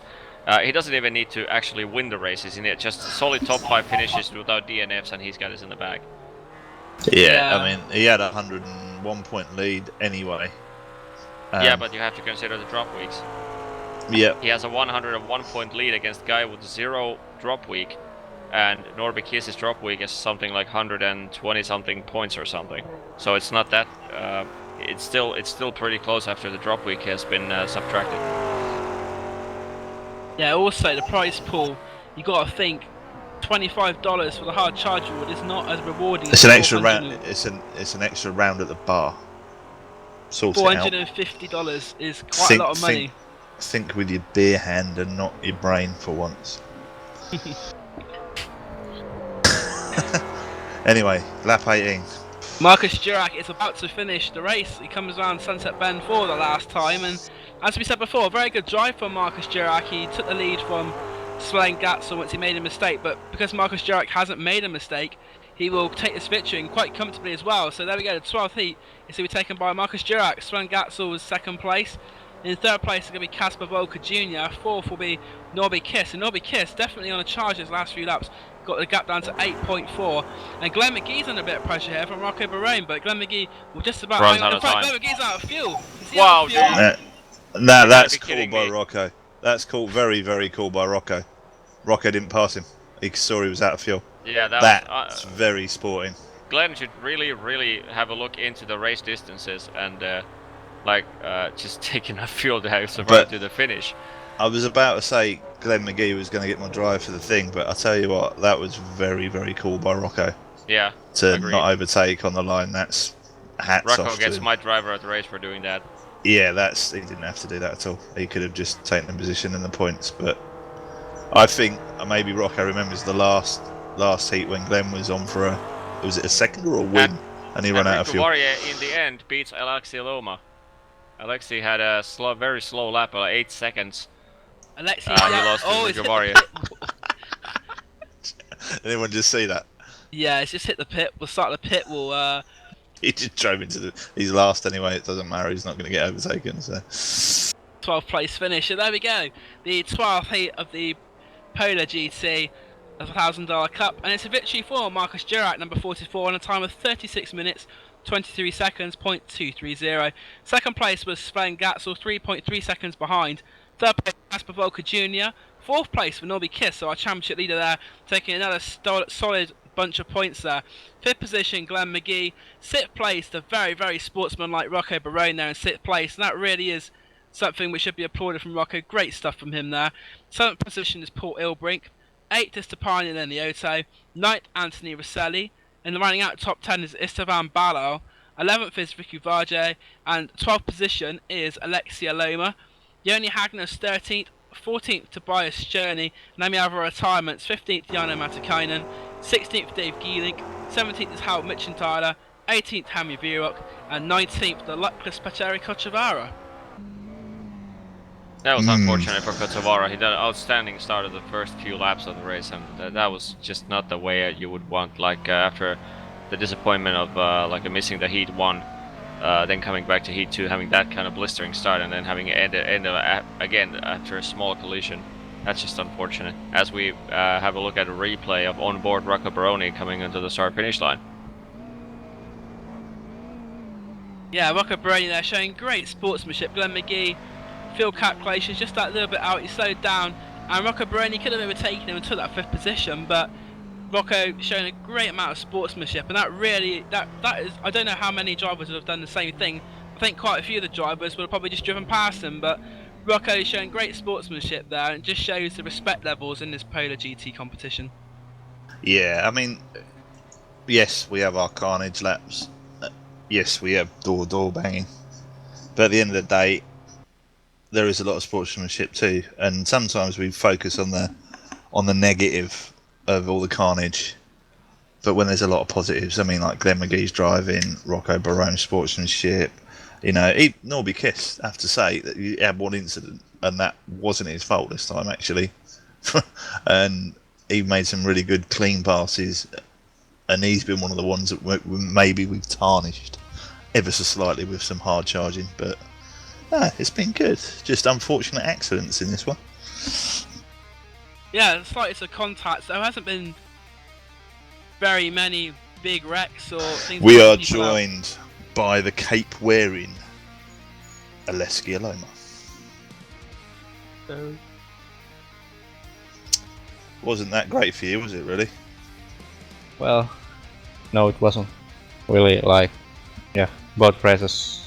Well, the first race I had, first I had that the gear went to neutral and I couldn't get it back fast enough, and I lost so many positions. And then in turn 1, I went over those cones on the outside before the turn 1 entry, and I didn't know they were so slippery, and the car just spun. And then I passed some cars after that and wrecked with Hagner, like usually. Whose fault was that? Is there going to be any debating in the finish? Hamilton's. Yeah. Hamilton's fault, of course, and in the second, and in the second race, actually everyone in front of me jumped the start, especially the leader. They went long before the green flag came, and or green lights, whatever. That's his privilege. Oh, isn't there anymore that rule? Driver's briefing email is there to be read. No, I don't read it. Anyway, on the lap 2, someone had no idea what he was doing, and that was it. Oh, and Esteban Ballot as well, just at the end of the race, let Mr. Roselli back past after an incident as well. So, sportsmanship Saturday. What day is it? It is. What day is it? Sunday. Sportsmanship Sunday. There we go. But despite 2 bad results, Alexi, you still pretty much you beat Dave Gilling by 5 positions, so you still got pretty good amount of points considering the low field. Yeah. A small field. Yes. How about Phillip Island? Do you like it? Well, it's decent, but it's kind of boring. For a driver, yes. For a viewer, no. I don't know. I don't care about viewers. Yeah, me neither. I'm just here to please myself. I did not just say that. You did.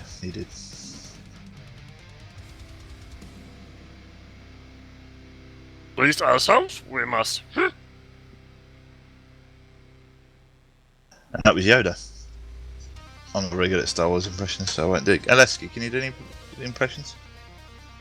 No. What do you mean, no? It sounded like Kimi Räikkönen to me. Well, I can't, so I can't.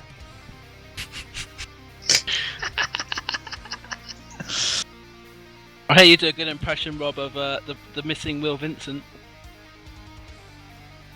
Yeah, that was it, wasn't it? Just did, just did it. The missing Will Vincent actually at work, in case you wondered where he was this evening. Sadly, couldn't be with us. But there we go. We've had Heat 11 and 12 of the Polar GT. We've had victories for Marcus Durack and Dave Geeling. And as Yoni said, the series next heads off to Phillip Island. So until then, hope you have a very good and safe times. And for me, Dan Blake, Rob Cuss, Yoni Batman, it's Ciao. goodbye from now, and we'll see you at Phillip Island.